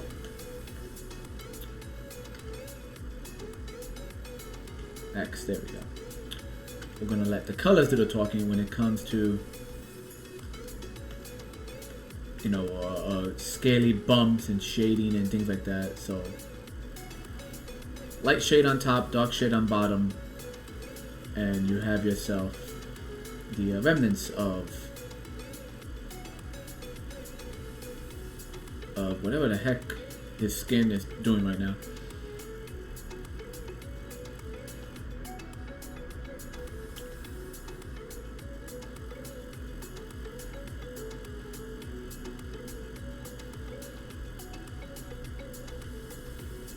And then we'll also go back and fix the edges for any of the spots. That should be the base color. And rinse and repeat for the rest of him.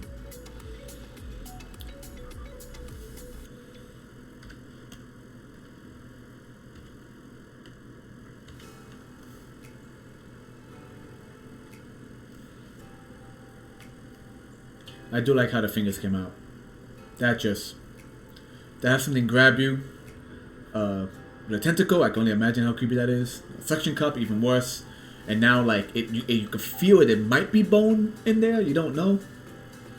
You don't know. You don't know.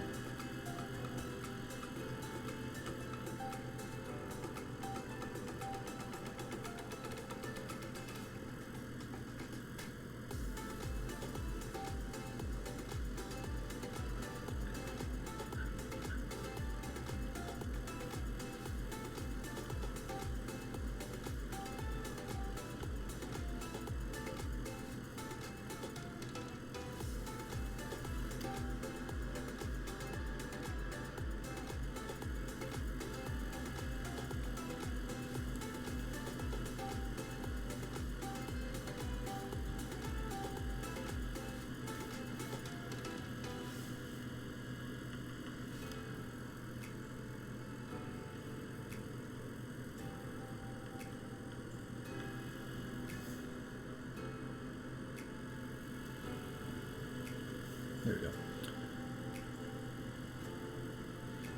As mentioned when I did the inking, he has like the praying mantis like horns, spikes that is on the base of his arm.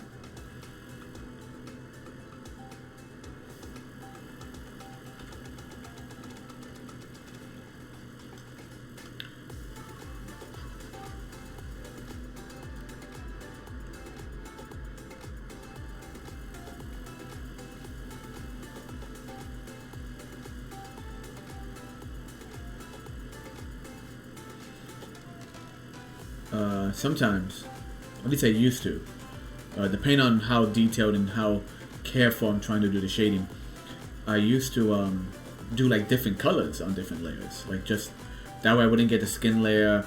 You know, if you get the skin layer just right with just the right shading, you don't want to screw it up. So I would do that sometimes, but for this, because it's just pretty simple, you know, once again, two-tone shading, I'm not too worried about that. You know, it's not like I'm spending hours and hours trying to paint a very beautiful edge. I'm just trying to put some colors in there, some basic, like almost flat colors.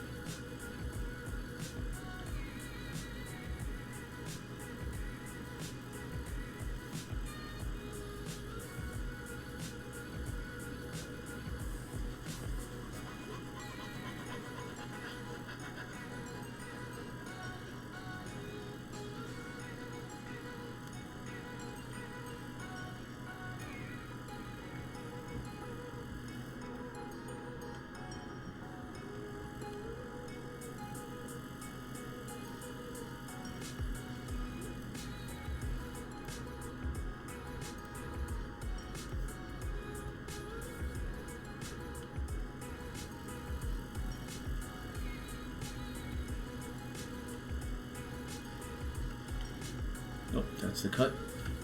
There we go.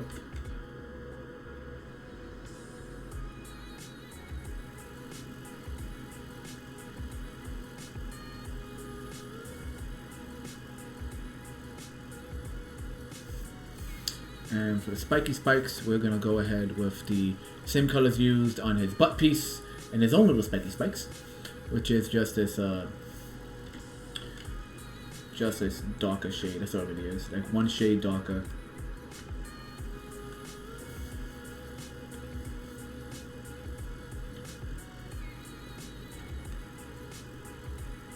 So the base color for the spikes is a shading color for the rest of him.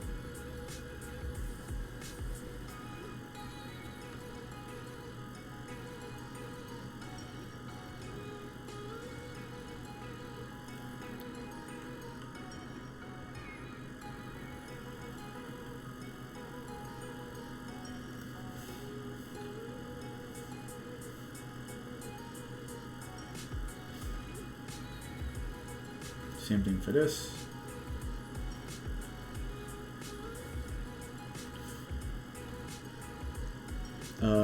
For those of you who might have seen the inking for this, you remember I think I had it in the inking. I don't know if I did it during the video, but he had like back spikes, and I just thought it was too much. There's too much going on, so I figured just keep it to the arms. You know, you don't want to change the entire body, just like more or less certain focuses. Like the eyes, for sure, they have the same, like dead eyes, doll's eyes.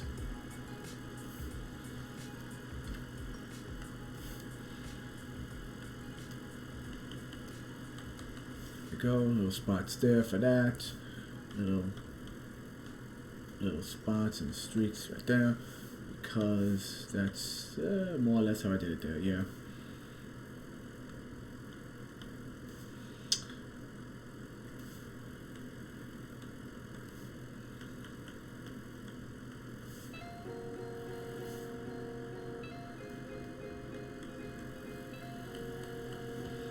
And then let's grab the eraser and just, ooh, too big.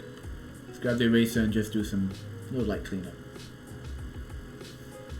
Just for now.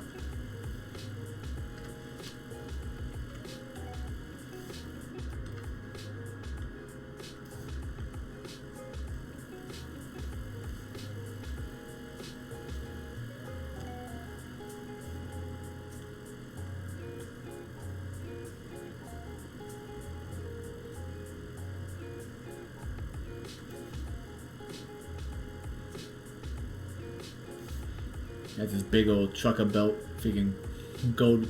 Not as big as a trucker belt, not as big as like a big old cowboy belt, but it's getting there. He has a big golden belt. That's right, the joints are also similar to the tendrils, which is great. Base and highlight. And then we'll do the shading afterwards. We'll do a darker shading afterwards. So, base. Is that the right color for the base? That looks a bit dark. No, it's right. It's right. Once again, that's the issue with working on a colored background. Having a colored background lets you catch all these spots you miss when you're coloring, like all the little gaps. But it can also throw your eye off, especially with this new desktop of mine. Like, it's very powerful, very bright screen. So every time I look at it, I'm like, something's wrong. It's like, no, it's just very bright and your eyes are sucky.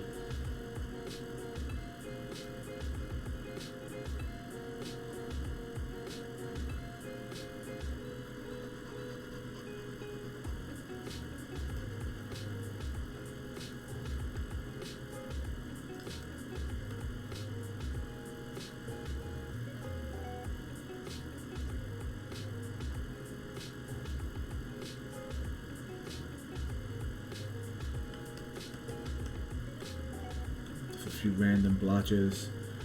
Then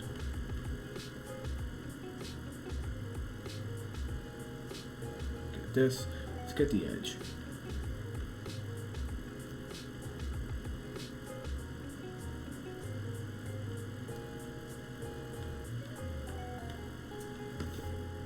blotches here and there. Then we'll add the darker tones afterwards.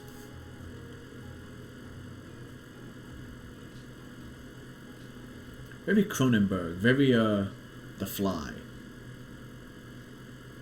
Now, that's a movie. Like, you know, what's the term? There's body horror and there's torture porn. So body horror is The Fly. It's The Thing, the movie The Thing. Maybe a little bit of the original Friday the 13th stuff. Torture porn is freaking, you know, Saw. And I don't know, it just... I never got into Saw movies. I know the first one was really good. It's been a while since I've seen it, so I can't remember a good chunk of it. But it is just torture porn, really. You know, to each their own. And I'm also not making fun of the special effects. Some of the effects are like really freaking good. But in the end, it was just whatever. But you look at things like The Fly from the 80s. Was it the 80s? Jeff Goldblum with the Brendel fly, puppetry, animatronics, puppetry, and makeup, like traditional makeup. That's a good movie. Like, that movie makes you feel uncomfortable because you're like, ugh, it could happen to you.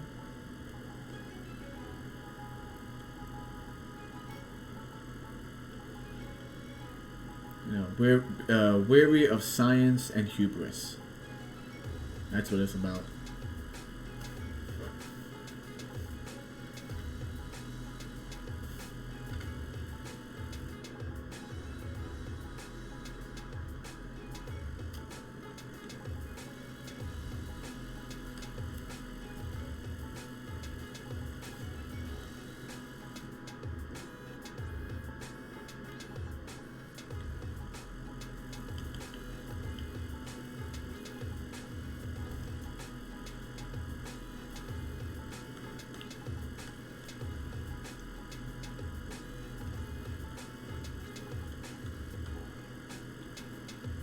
Once again, it'd be a lot nicer if I had the pressure, so I'm just like tapping it. Just like doing little tap taps here and there.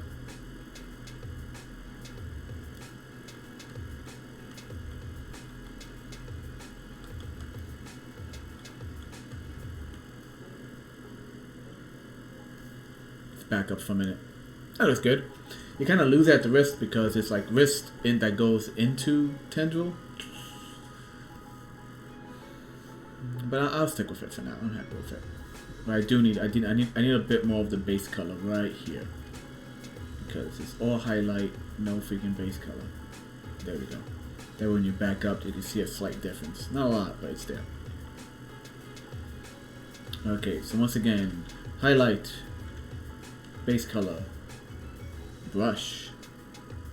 Working on the right layer. That's a plus.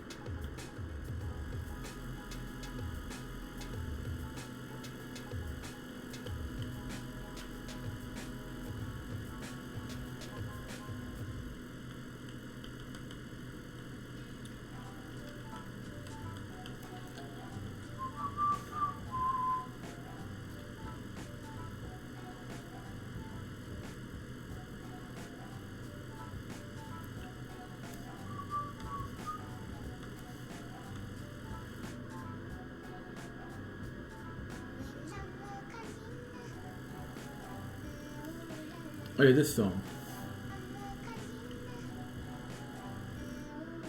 Oh, just I don't know. I don't know what that's about. Just this weird little ditty.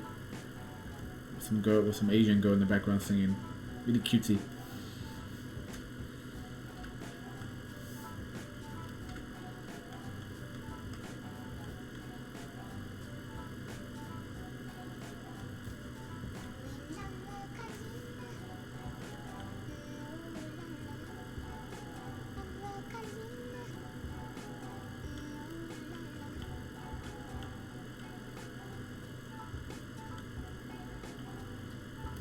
Alright. Alright, so. Now it's time for the bane of my existence, which is human skin tone. Human skin tone, oh no. Last time we did it, we made the guy nice and pasty. This time, what should we do this time? I want to do a bit more tan color, but then again, there's so much brown going on. Brown hair. I might change the hair up. I don't know yet. Actually, where's our last guy? Let me see. Let me hit save. File save. Shrink that down for a minute. Okay, that's the Reacher. Teacher. This teacher had dark brown hair. That's a teacher with his dark brown hair. And it's really pasty skin tone, right? The Reacher has like light brown hair, almost like vibrant brownish reddish almost. Let's just jump into it. Let's just put a base skin tone, and then work from there, right? Even if the skin tone base looks horrible. You know, it's orangey right now, but we could adjust that. We can always adjust that, of course.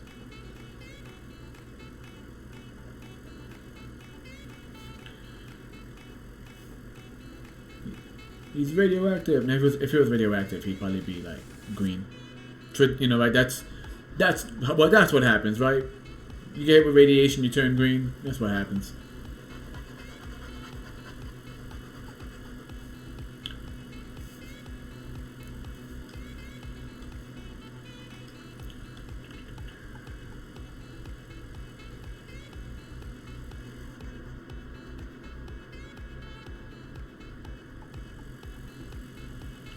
So I'm looking at him. I didn't really give him any eyebrows. He just has the eyebrow ridge.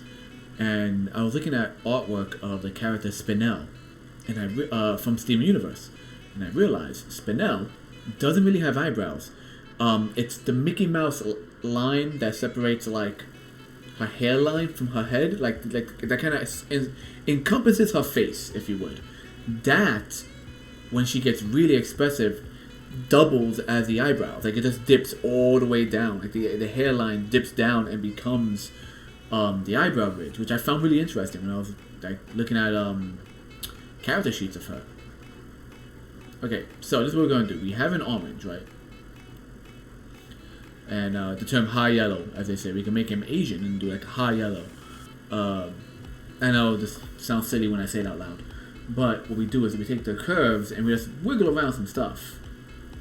So, for example, let's go with the full thing. Oh, no. Cancel.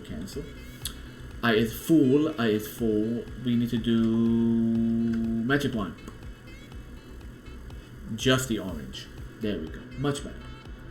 Now we adjust. Adjustments, curves. God, when I found out about curves, I was like, oh my god, curves. So we're going to lighten it a little bit. It goes from orange to a yellowish. Let's go to reds.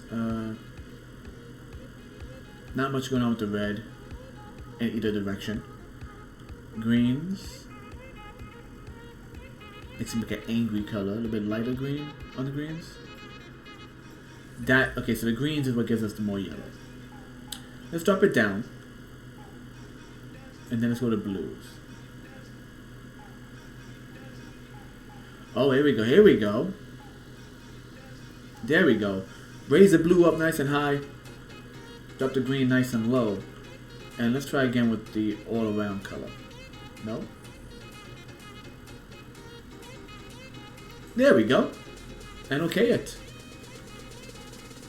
There we go. So you get a nice base. The curves it works so much better than like doing what's the big mistake I made and everyone makes when they first start is freaking brightness and contrast.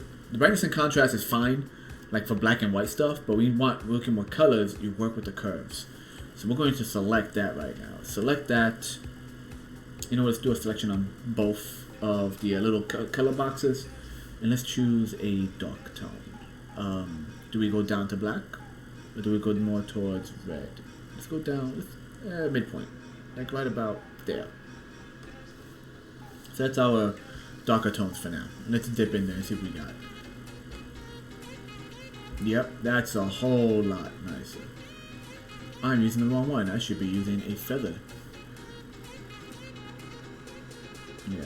Skin tones, feathered. Slimy tones like the shoulders, which are bone, and the joints, which are all slimy. Hard. I use hard brush for that, but we are using a soft brush for this. Yeah, that looks nice, and that's a nice color variant.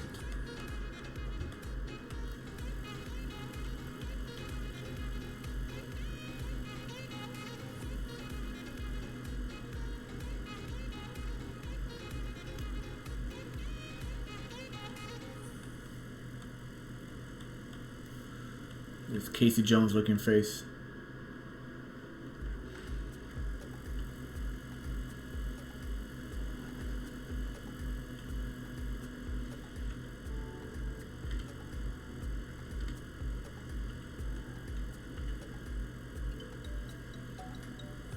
Let's get under that hairline.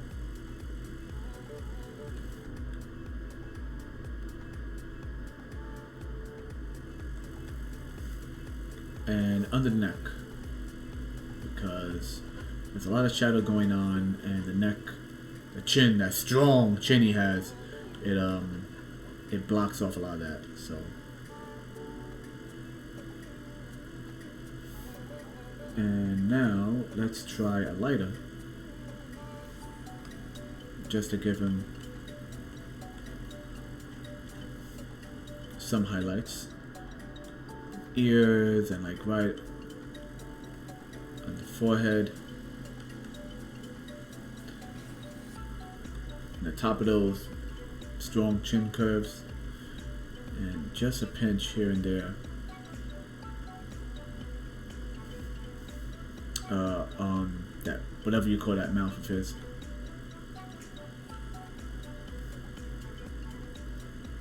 Nice. Little cleanup. Might once again go back to the hair. The hair is too much of a color difference from light to dark. Kind of bothers me. Good, good, good, good. And we are going to... let's do an invert. I'm going to do an invert since we're working... I inverted the selection. Since we're working so close to the face, I don't want to screw it up with the hair. Boom. And boom. Let's find a mid-tone, because that's too much. Like that, is that good? Let's see if that's good. Nope, nope, nope. Brush. Dang it. I went ahead and selected both of them. Okay. Here we go. Slightly dark. Okay. Brush. Hard brush. Hard brush. Let's see how that looks. That's better.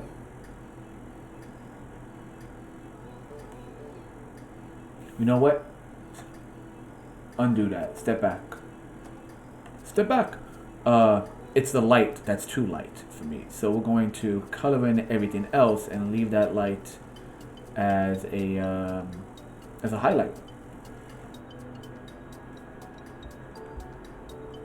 For the most part.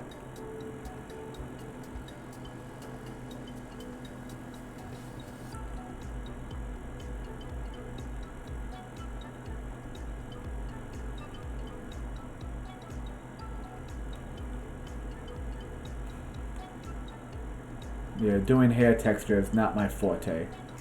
I got a message? What's going on? Alright. Yeah, this is freaking... Go at it, go at it. Go, ninja. There we go. Better. Okay. So you basically just eliminated the strong, bright contrast that was the hair. And now we're just going to go ahead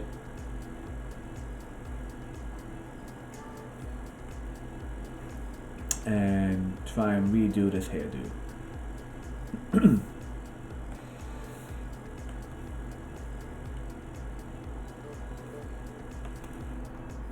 Using a small brush. Once again, I wish I had...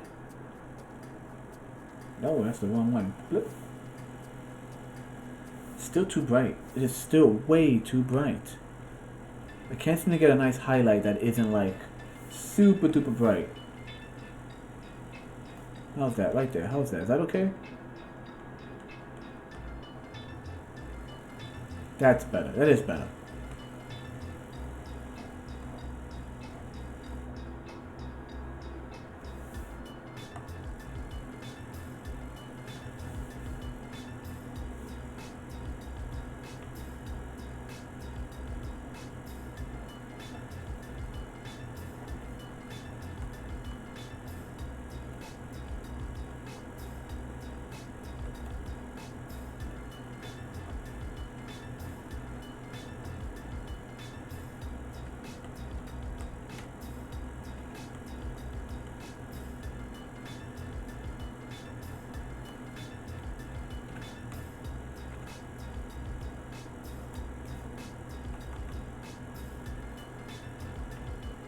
We're getting there.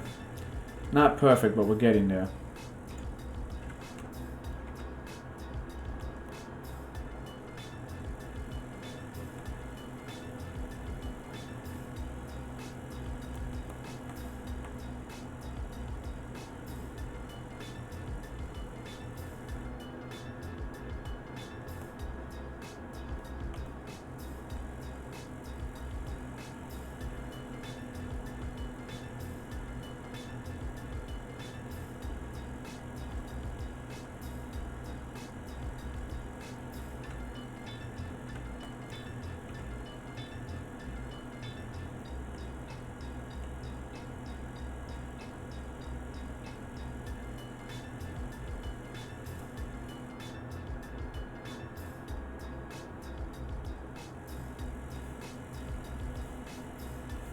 Okay, let's do a cleanup and see what we're looking at.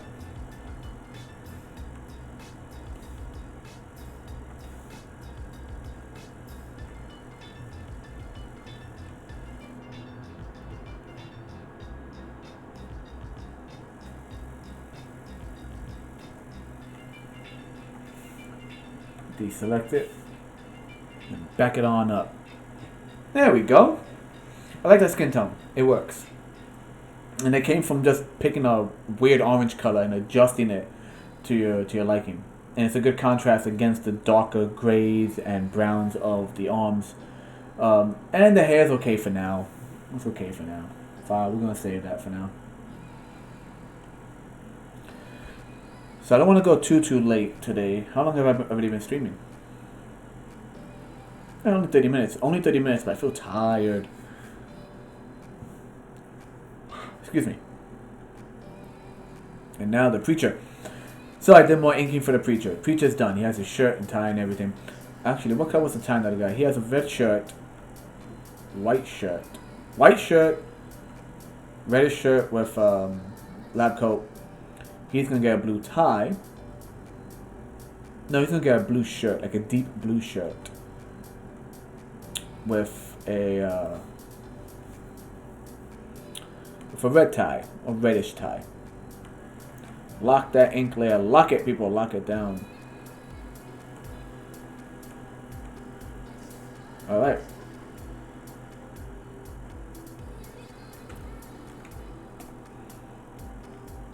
Start with a nice kind of like, I don't know, khaki blue, deep blue, navy blue, I don't know what you call it.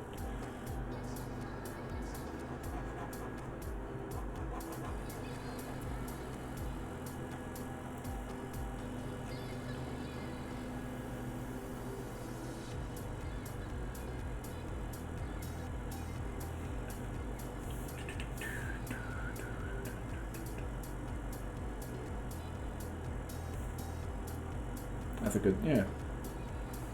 Yeah.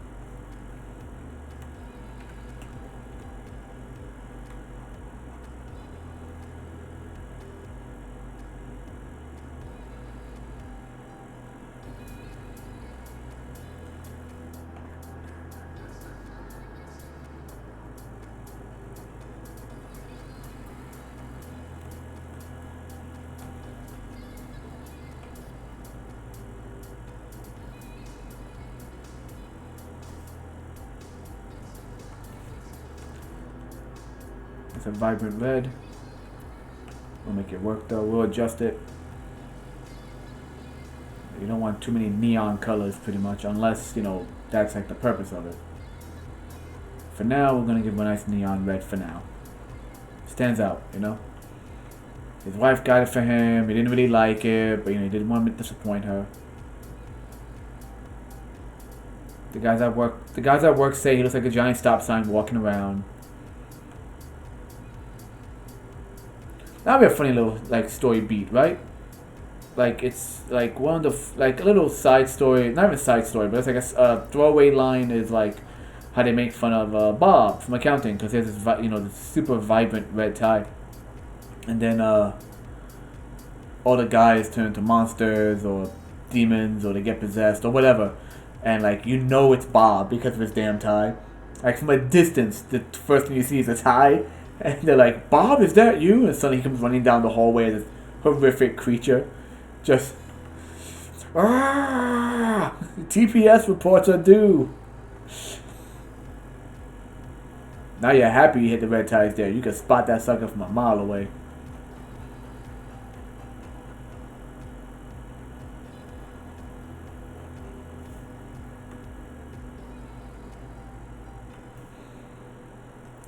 I feel like right now I'm just going to be dropping some base colors in there because I am just feeling sluggish right now.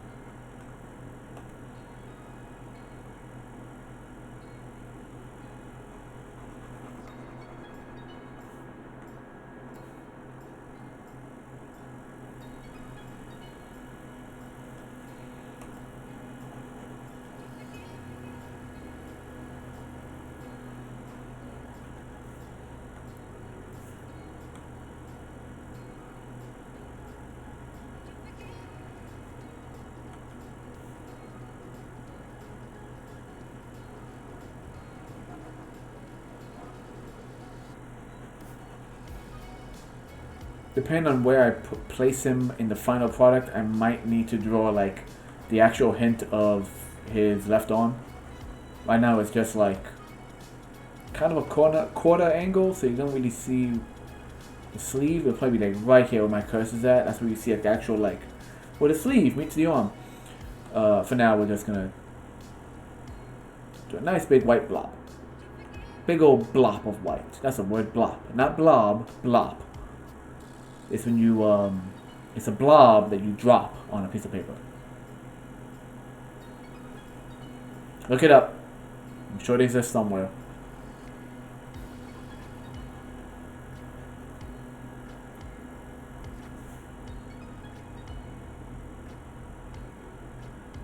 Tomorrow's Monday. Monday. It's a fun day, Monday. Those of you who were in the New York area probably got a like a storm or like tornado warning. I was outside like at 5 o'clock. The temperature was actually really good. It was like 50s. You know, you put a long sleeve shirt, it's fine. But the wind was like picking up, like surprisingly strong out there. I don't know what was going on.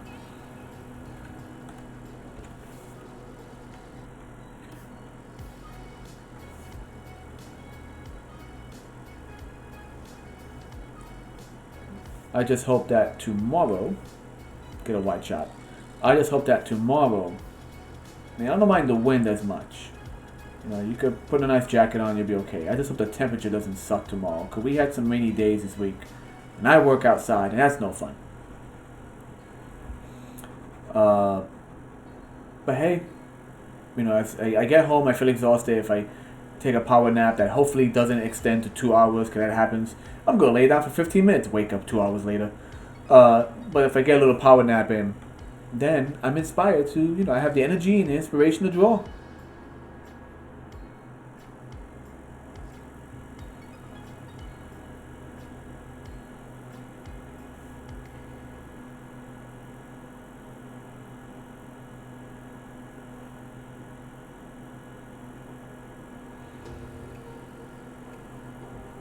Like I said, right now we're just going to be dropping some base colors in. The bottom jaw is going to obviously be the same thing. Not sure. I'll probably do like the same thing I did with the teacher. And just have it kind of speckle up the actual jawline. But as for his actual bottom jaw, it is officially all buggy. It is exoskeleton, bony nastiness.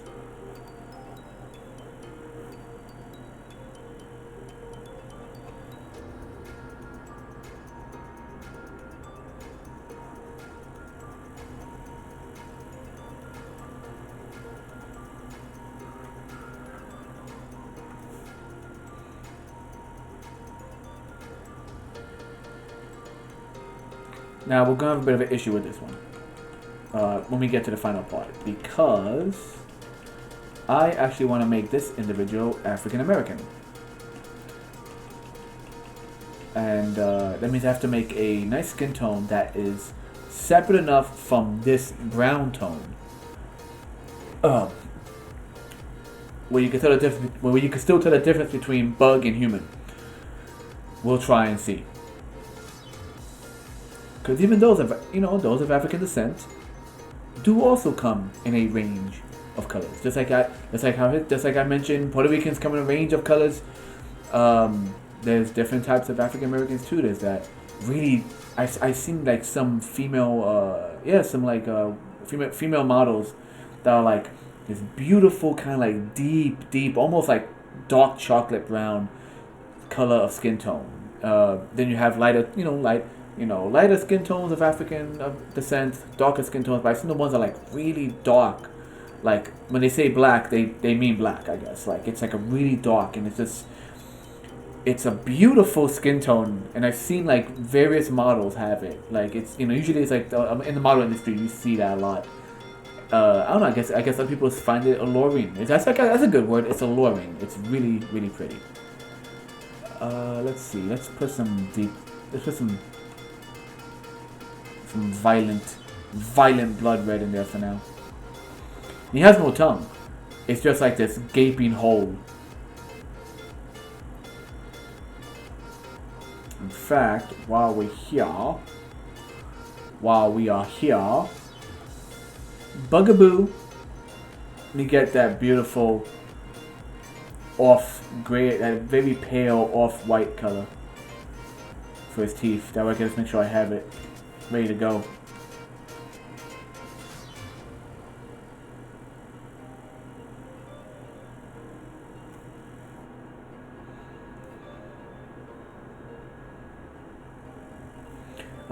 These parts right here are not teeth. They're going to be mandible connecting points. So they'll probably be the same thing as the elbows and the tendrils and whatnot. Pinkish. No, that's not a pink color. Pinkish gums, pale gums. Where's my pink? You a good pink? That's a good pink. That's it. Might drop that in there and then. You know what? Let's just drop that real quick. Let's go big with this particular like shade of like Band-Aid pink, and we are going to see if we can at least using the curves get like a base color out of this.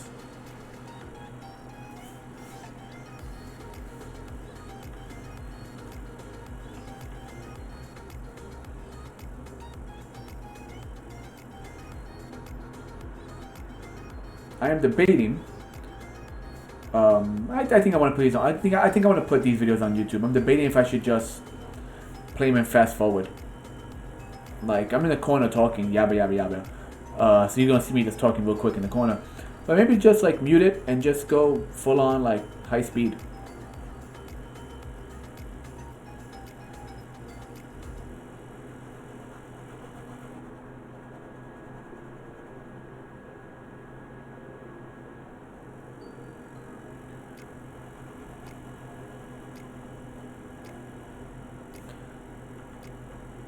Oh wait, let's get that neck as well. Let's get that neck. The thick neck. Which I realize has no detail on it. There's no like Adam's apple or whatever. That can be fixed later on.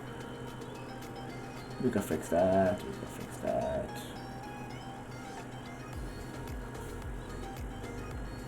Okay. So wand, select, shift, select that. Okay. Let's see if we can find a nice base color. That's a more tan-like color. So first let's go the whole RBG. Let's go all together. Darker. Darker makes him red. Lighter makes him palish. Let's go a little lighter. And then let's see. Red again.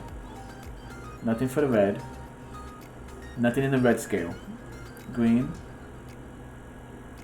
Okay, green makes him purple. Let's go up again. Once again, too light. Blue. Go high in the blue and you get this like cartoonish, like holding my breath kind of purple color. If I go down in blue, it's that orange again. I'm just gonna wiggle it back and forth, see what we find.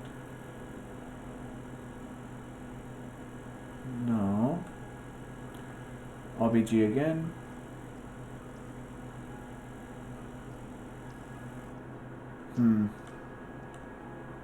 Green.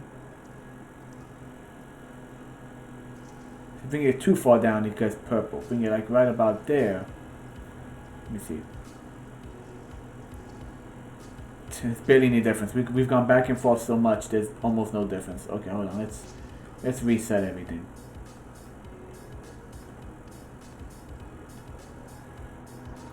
So let's go dark. Right, let's go real dark. And now we fiddle with the blue, which makes it reddish dark. Fiddle upward. Slowly. Slow upward. It kind of jumped right there. So blue's not helping us. Go to the green tone again. That goes straight into red. If I bring it up.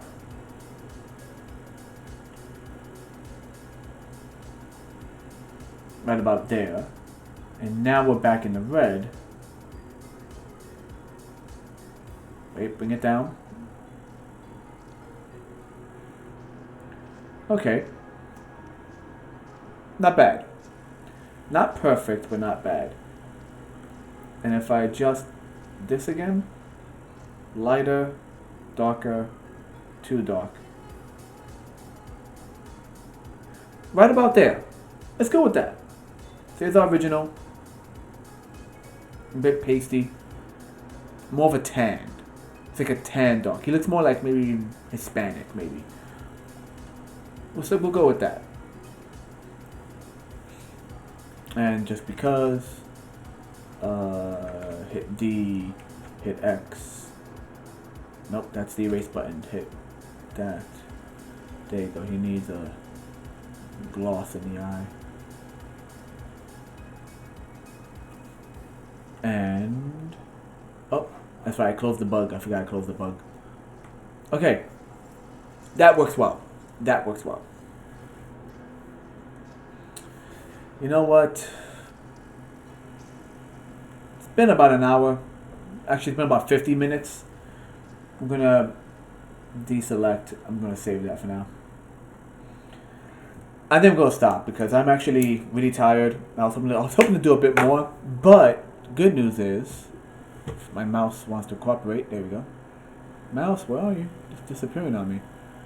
Good news is, we know 1 is mainly done.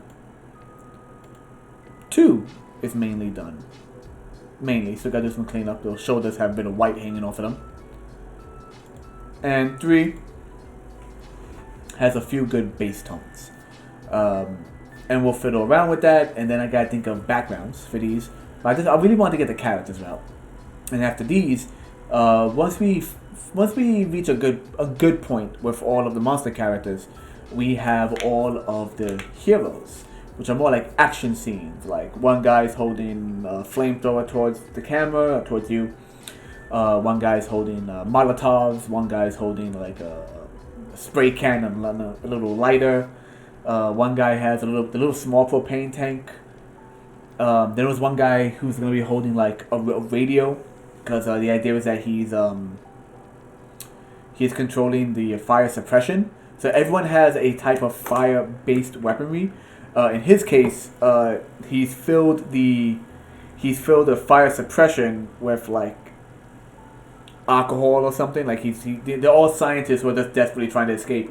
So he filled the fire suppression system with flammable material. So when you play as his character, he has a radio, and when you play, you essentially get to choose. The option is you could choose a room on the map to then call in a strike, if you would. Like you punch it in and the system turns on.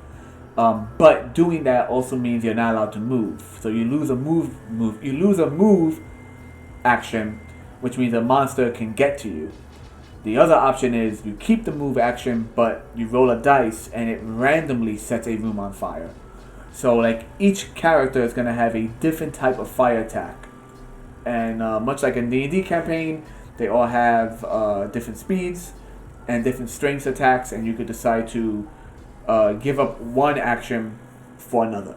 Those are the ideas, and I mind you, this is just a background game I have in my mind, but I can't get rid of it, so it just builds up in my head. We're gonna see if we can finish up this one drawing right here, and what this really is my attempt to break in my new program, which is Clip Studio Paint. I keep wanting to say Clip Art Studio or Clip Studio Art for some reason. But yes, we are going to be trying out Clip Studio Paint for the first time. I literally just bought it after much deliberation and realizing that Photoshop just doesn't do it for me anymore. And yeah, so I'm learning brand new things. The first thing I learned is that the little trigger on my pen tool does not automatically switch over to pen size. It is just the eyedropper. So a few things I have to get used to, a few little details here and there.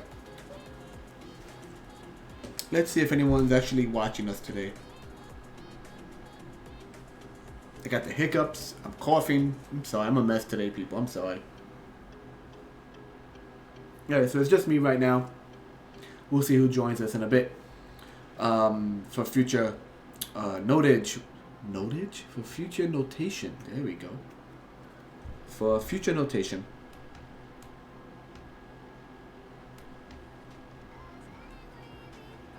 As I was saying, for future notation, we're gonna backtrack and see what we're dealing with here. So first things first, just a reminder. This is a lovely monster I did on a previous stream. I believe this stream was also put onto YouTube if you want to check out the literal creation of this. This was done pencil sketch, traditional, and then inked and colored all here on Twitch. And he is the source of the problem that has created a series of monstrosities. One of which was the teacher. This poor fellow whose mind has expanded beyond the scope of human rationality. The Reacher, this poor gentleman whose hands have become giant. You don't want to shake his hand. And today we're going to be dealing with the Preacher, the guy with the sonic scream. So what it's going to be see is finish up these monsters. And these are all monsters that are part of a game concept. So I'm just literally doing the artwork before the game itself is even really finalized. So, you know, basically this is, let me zoom out a bit.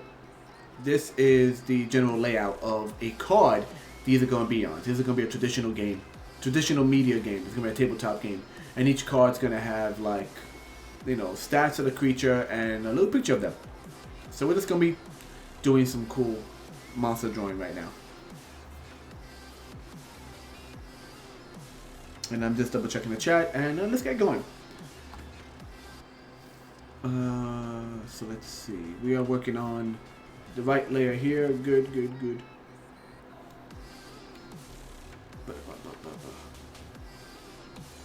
Let me see something. How do brush tools look?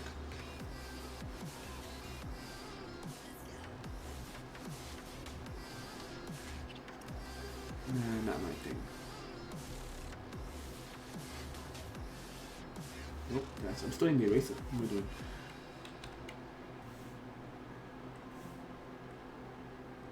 That's an oval shape. Okay, so it's pen tool, not pencil. Dark pencil.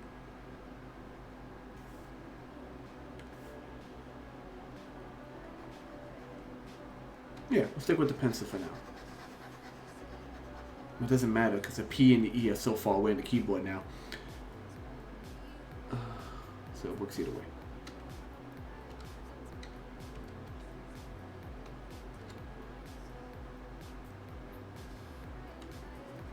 Alright, let's get in here. Do. Make sure my background music is playing.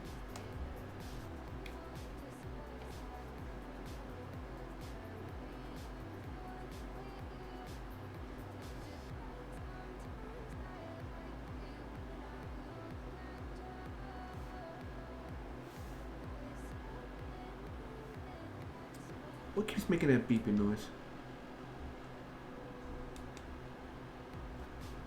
Oh, that's it. It's my tablet turning it on and off. That's a little pling everyone keeps hearing.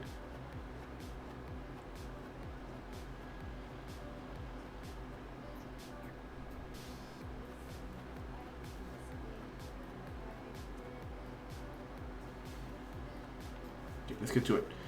Do.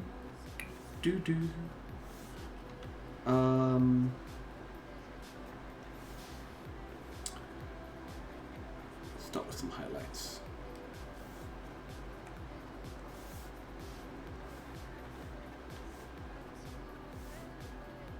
Which way were the shadows on this guy? I forget. Which way were the shadows on the other ones? I want to say the shadows were coming from my right side to the left. Yeah, about right to left? That seems about right.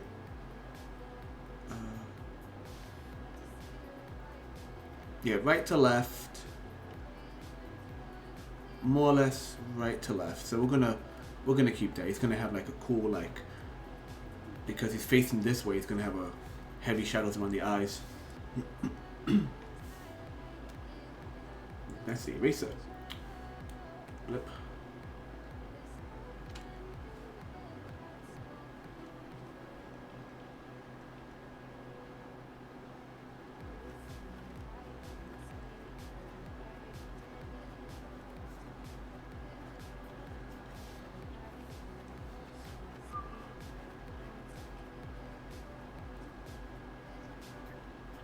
Now yours truly has actually been sick. It's true. I've been quarantined.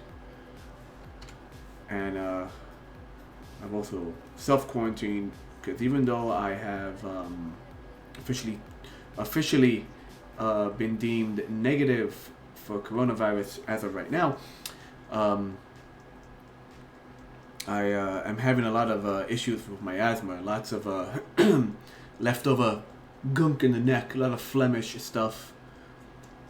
So I'm just been inside this for the past like half a week and a half. About a week and a half, I'd say.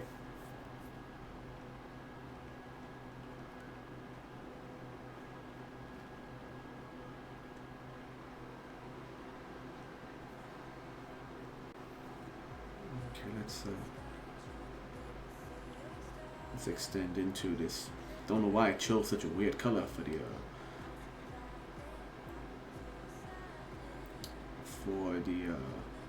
skin tone. I think it was just like a base color.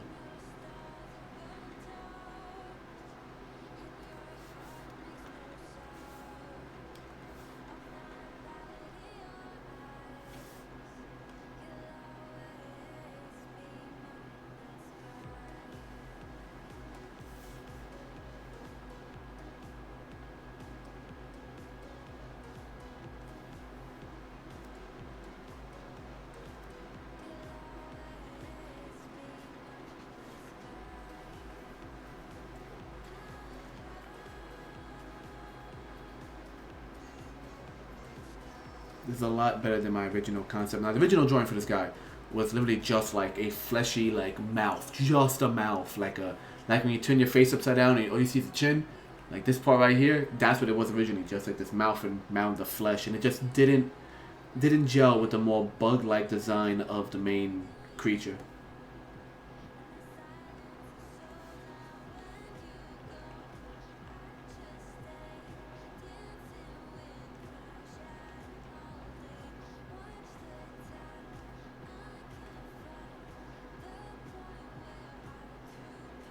Made to readjust the sensitivity on the brush. I'll make it work. Once again, this whole thing's me right now just trying this out. Trying out this new program. I kept hearing about it, and I suggested my friend try it out because it was brand new to him and me. My friend T.R.I.X. But now that Photoshop is just not really viable to me as well, I'm like, hey, I should switch over too. You know, don't be cheap and just pay for it, Dante. What is wrong with you?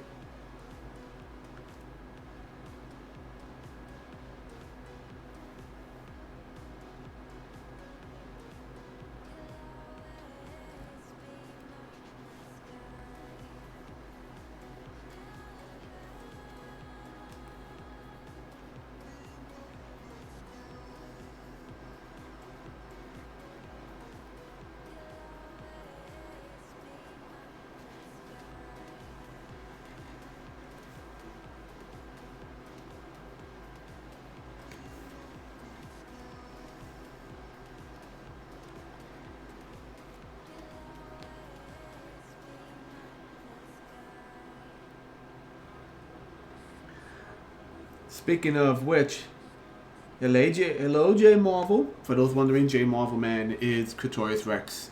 on other social medias. I don't know, Principus sounds like someone's making fun of a Power Ranger villain.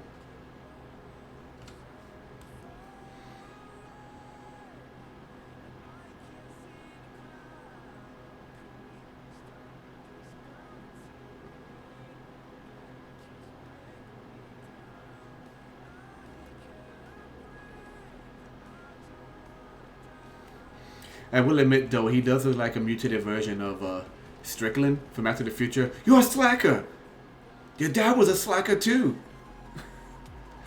I never understood that man had so much anger and he, that man had so much anger and just didn't use the word correctly. That's not what a slacker is.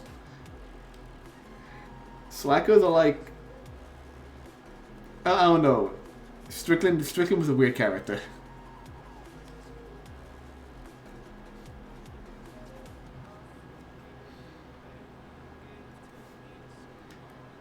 I don't know. I just find it very weird.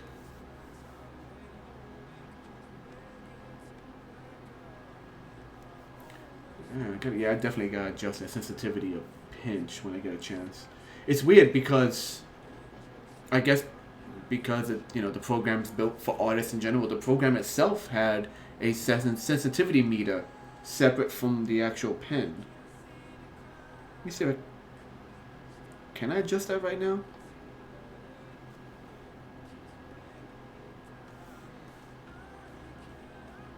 Pressure.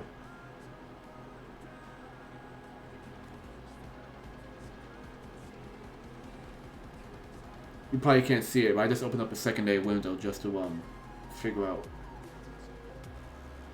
why the sensitivity is working so weird. Okay. I don't know. Once again, dang it, I'm so used to hitting the certain key commands right now. I'll figure it out later.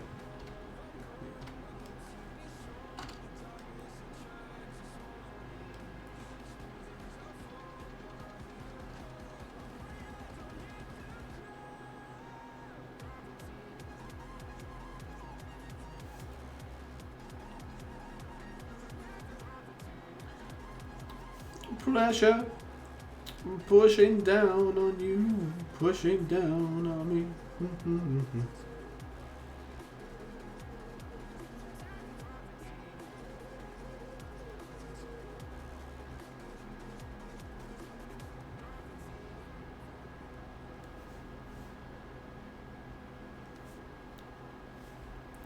Alright, let's see, what colors can we get with this?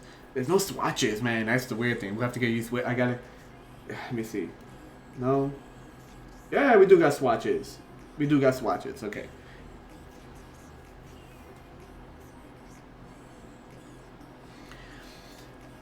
Yeah, I didn't want to say it, dude. It did sound like a weird porn parody. And yeah, Strickland was cool, but there was something wrong with that man.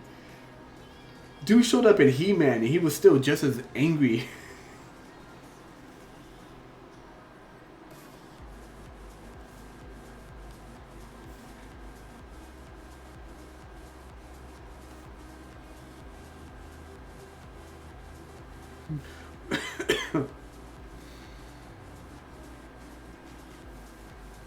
Okay, fun fact. Which is something I found out years later. So, when I was little, and I saw Back to the Future, 3. So in part 3, Strickland's ancestor shows up, right? His ancestor shows up. And he has, the big cowboy mustache. And, let me lower the volume on my end a little bit because I'm hearing myself twice. Anyway, so Back to the Future 3, he shows up as the sheriff or deputy. He's one of the two. And there's this whole thing where like he has a confrontation with Tannen, right? He basically shows up and has a shotgun to Tannen's back, and takes away Tannen's guns at this big event. It's a dance event they're having to celebrate the new clock tower, or rather to celebrate the new courthouse, which is the clock tower itself. And then Tannen's not happy when it happens. Tannen walks off all pissy. And Strickland tells his son, discipline. Which is weird. He doesn't say... Anyway. He tells him about, like, discipline. Right? But then at the end of the movie... this random... fat guy, a heavy guy, some heavy set guy shows up with a posse, and he's there, and he arrests Tannen for robbing the stagecoach, and he asks Tannen like, anything you have to say, and the last words he says when he spits out a piece of manure is, I hate manure. And that's how Tannen loses. Tannen goes to jail at the end of the movie. But as a kid, I was always like, who is this guy? Who's this random, like, deputy dude who shows up? Where's Strickland's ancestor? Like, where's he at? And apparently, in the original film, he freaking gets killed. Marshall, thank you, Rex. Yeah, so this Marshall shows up. And yeah, arrest Tannen because apparently there's a deleted scene they removed because it was a bit too dark. Even for Biff Tannen's like ancestor who's trying to kill everyone with a freaking gun anyway, but it was too dark to show it. He straight up kills the ancestor, and the last thing he tells his son is like, discipline, or whatever line he uses. He basically dies telling his son, like, don't give him an inch because they'll take you down. Which is like meant to be like the origin behind like Strickland's like family heritage, just like don't give him an inch. If you give him an inch, they'll gun you down, and that's like the actual story as to why at the end the marshal, whoever shows up, get him out of that shit. Yeah, I remember, get him out of that shit. But yeah, and when I was older, it always bothered me. I never knew what the hell was going on. Thanks to YouTube, and thanks to YouTube. Thanks to YouTube, I find out about like the alternate scene where like freaking Biff Tannen kills the guy. I could get why they didn't want to show it though. It is kind of dark just to have him, gun down the sheriff or the marshal, whatever title he has in the movie. But it just, as I was a kid, I never understood what was going on. I was always like, who is this guy? Who's this fat guy who shows up? Where's where's Strickland's great grandfather?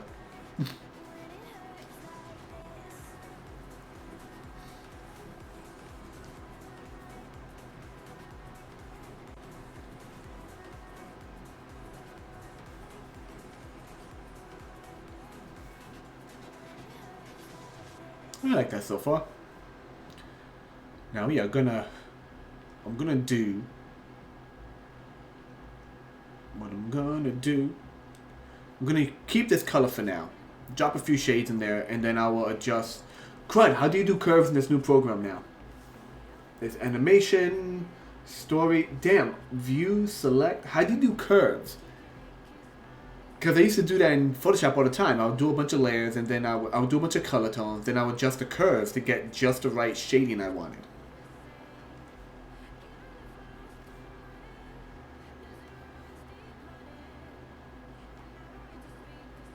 Oh, shoot. Edit? Undo, copy, delete, smart smoothing, no. Colorization, use, hint, image, no. Convert drawing.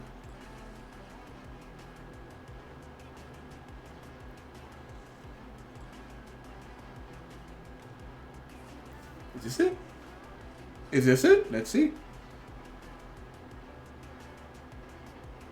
It's canvas. Wait, Dante, what's wrong with you? Edit. Yeah, how would you do... God, how do you do curve? Oh, I might just have to... Oh God, I might actually have to use real skin tone. Alright, let's do it. Let's adjust some stuff, because this guy is a bit too red. Let's see what the swatches can give us.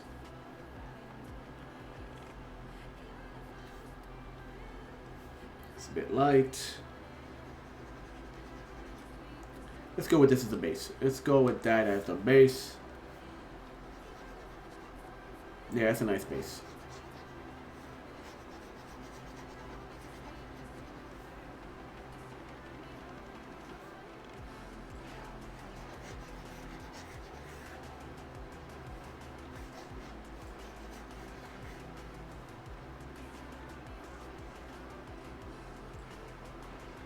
Tone curve. Transform. I'm looking underneath edit. I don't know what story is. Story is something else. Because it used to be underneath like edit adjustments in Photoshop. Layer. Ruler, no, layers or ruler, merging. Select.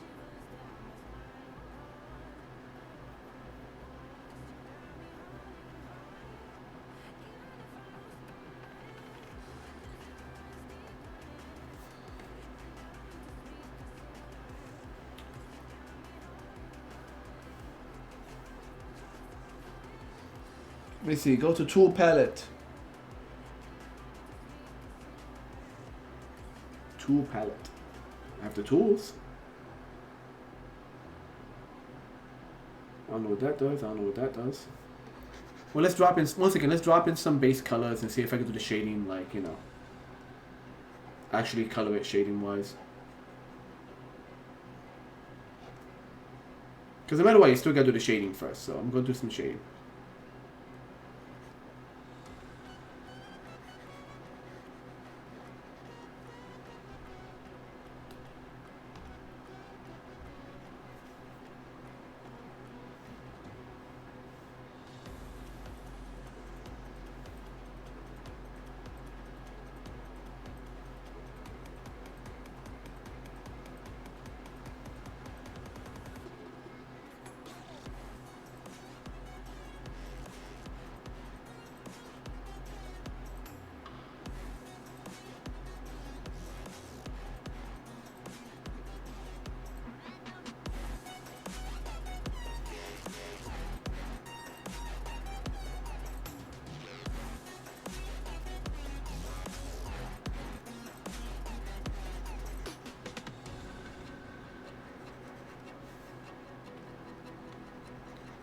So I'm trying to raise the music in the background without making my voice super loud. Let me know if it works.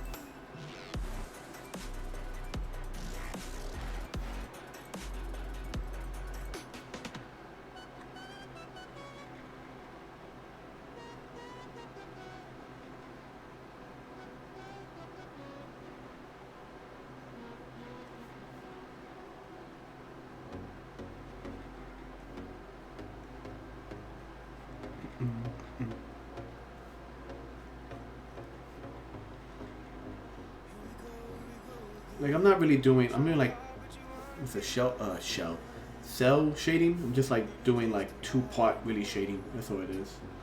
Then just kind of soften the edge.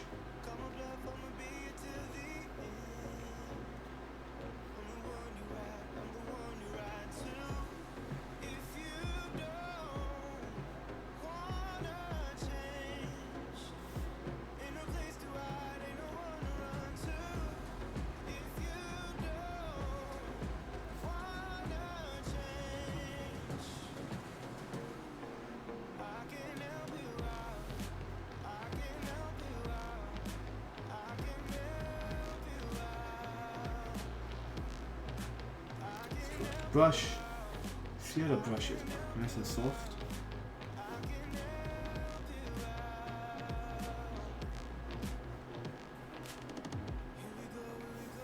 That's not what I'm looking for.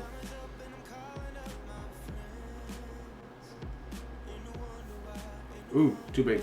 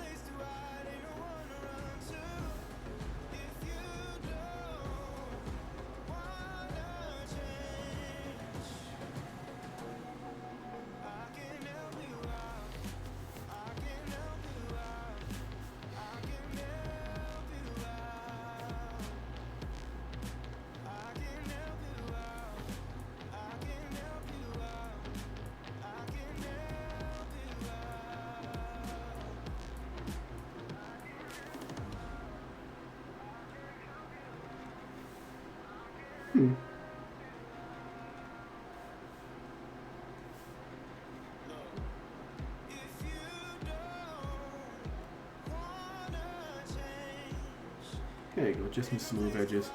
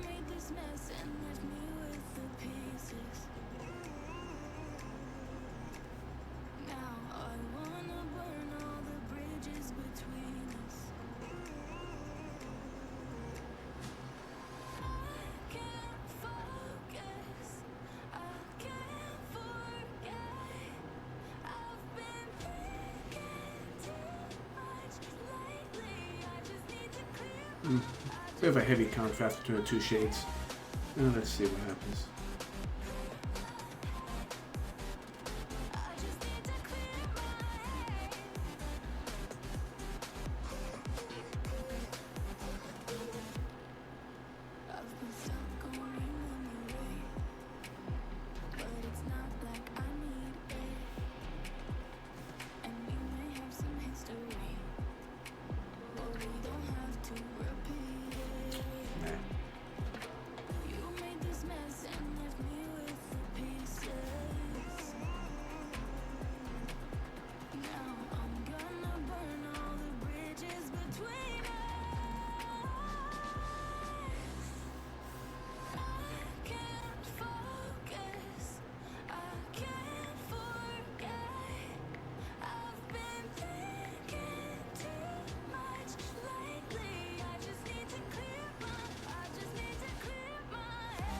Like that good amount of aggression he has.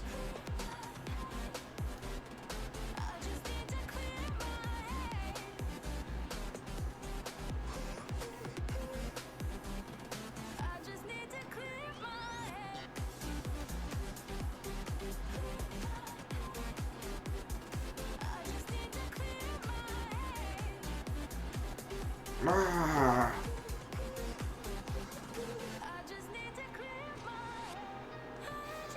one thing I want to try and figure out.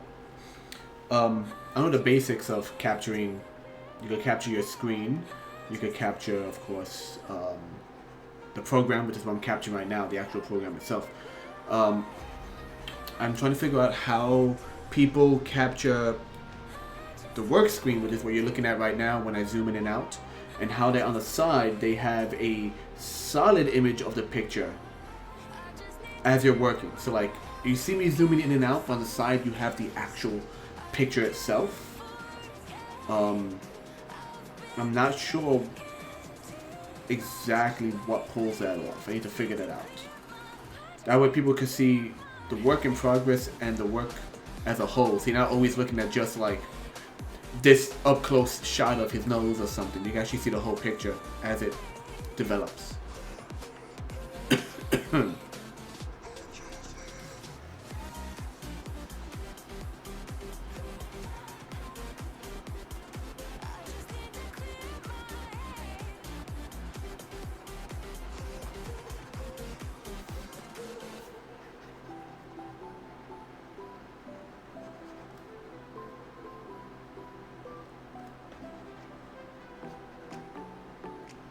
The one thing I know I'm gonna really enjoy about this program, once I get, once again used to using it, I might now fighting the urge to hit the trigger on this to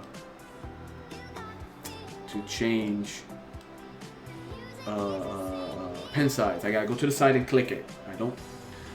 But the one thing I really, I know I'll enjoy a lot is this little feature. I love that. Like, no longer me turning sideways on my freaking tablet. That's gonna come in handy for a lot of digital inking in the future.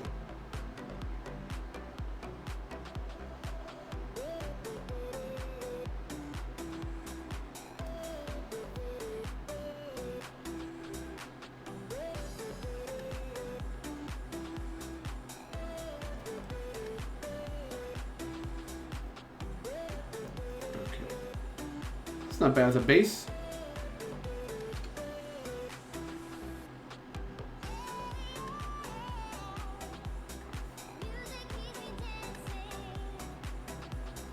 Yeah. Just drop some random shades of red and whatnot to get that tie done.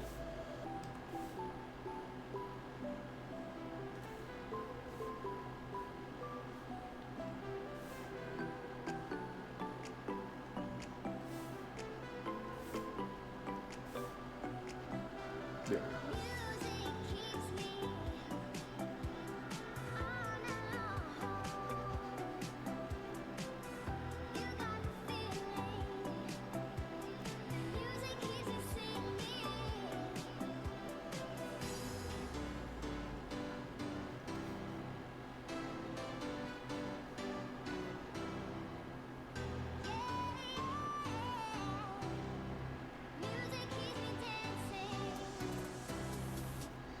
Ties are weird, man.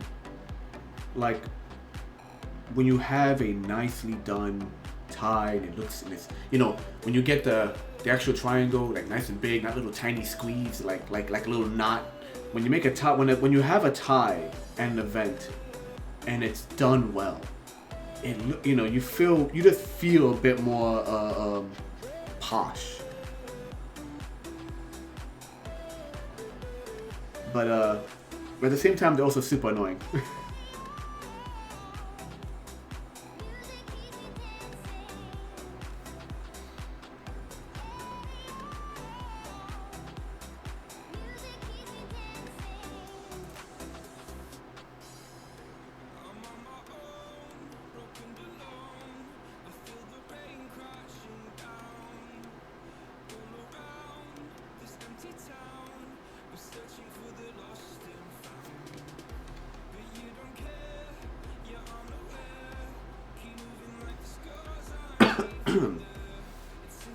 Alright, I'm gonna go ahead, just drop some grays in there to get the shirt all done.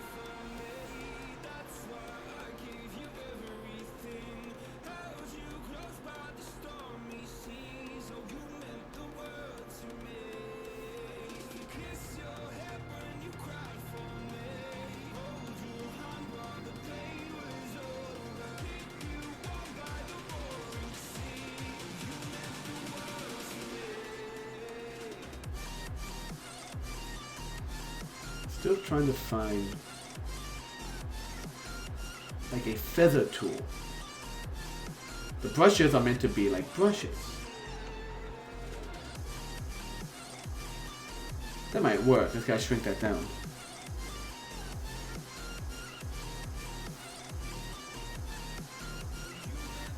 Obviously meant to be like brushes, but you know, I'm talking about like something with a feathered edge.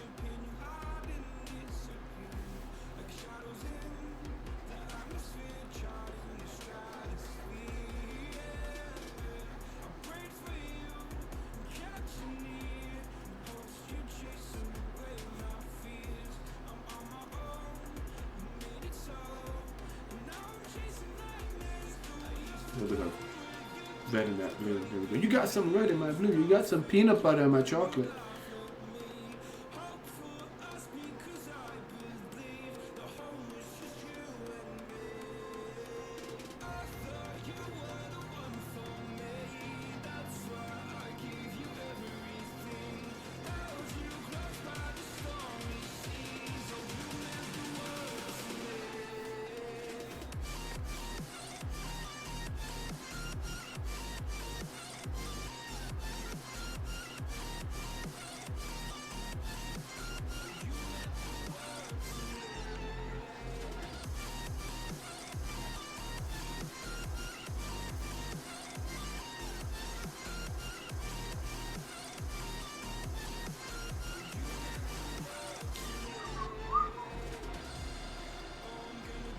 Losing his goddamn mind.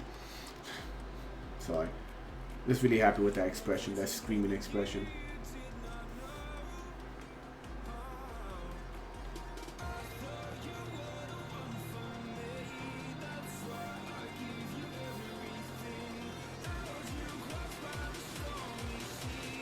We've actually, yeah, I think I traced a little bit of reference for that. I just couldn't get, there was a day where I just couldn't get the angle right. And I think in the end I used, I found some shot of just a guy like wearing goggles screaming his head off, and I was like, perfect.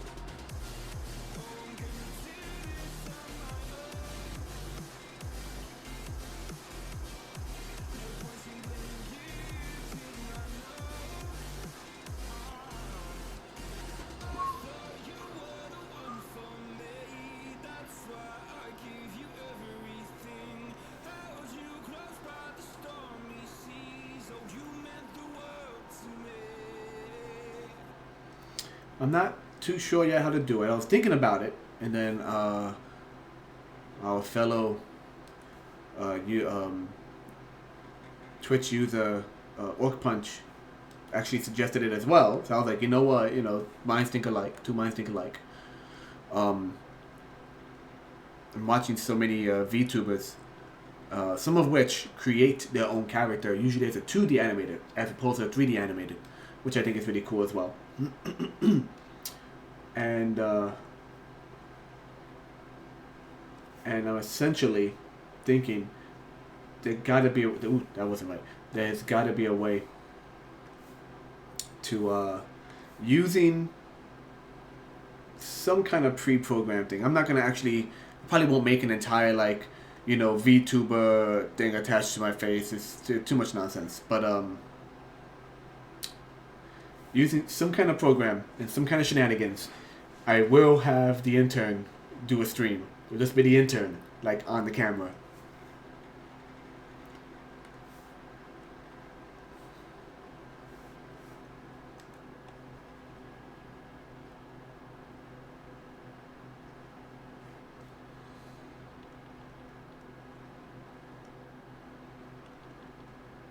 One last thing.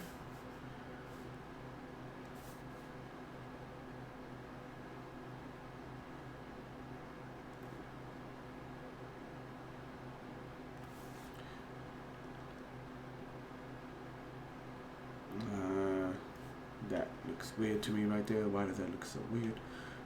Inks. Gotta adjust the inks. How do I unlock in this program? How do I unlock a layer? Is that it? No, that's the visual, obviously. Right click. No, that's not right click. Oh, there it is.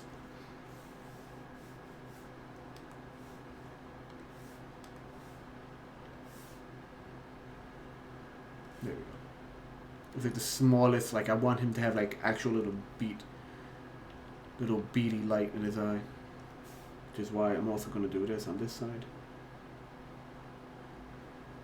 There we go.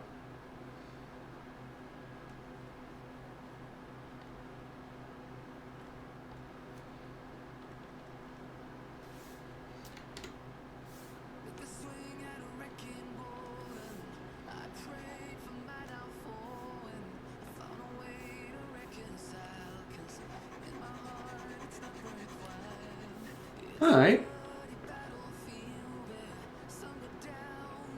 Yeah. I like that. Maybe a little adjustment in the little adjustment right here. Nope. Is that it? That's it right there.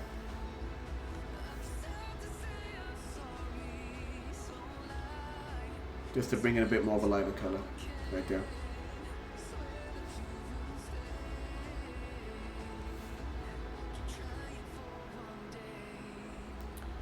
What I don't like is where the skin meets.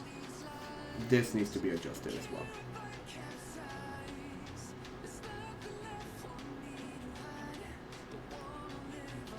Make it.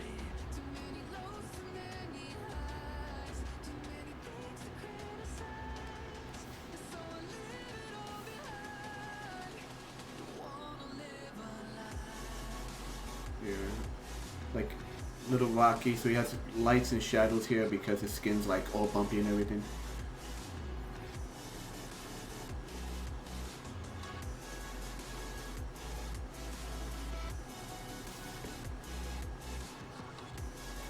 I'm using the pencil, that's the wrong one.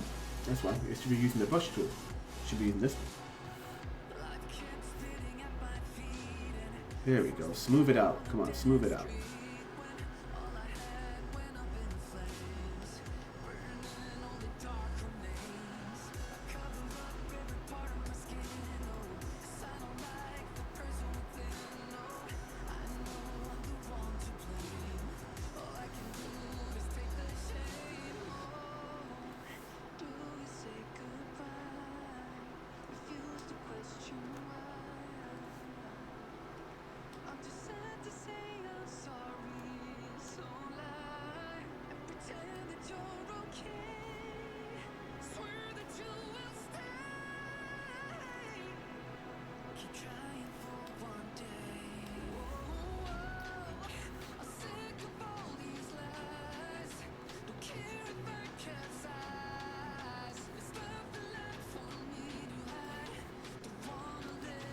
Oh, something about it that doesn't seem, it's not really blended.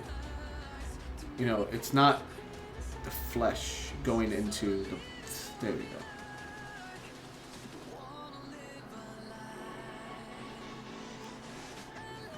The flesh into the carapace.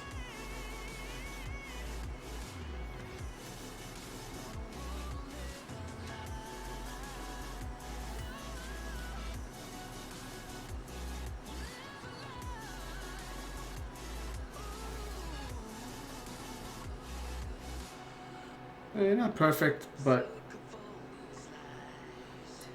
maybe that's too much. Maybe just literally I should just say, fuck it. Excuse the language. I should just like straight up do something like this.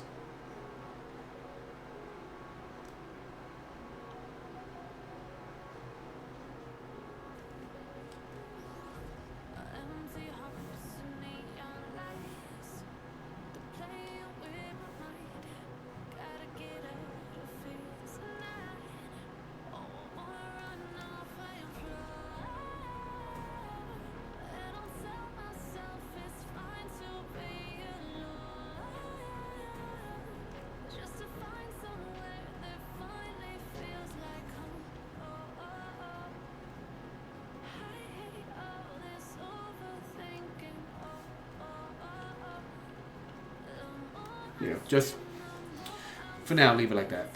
I think he looks good right now. If I think it would, this is the only thing that's bothering me, just the connection point. All right, sorry, I haven't been looking at the chat. This was I think.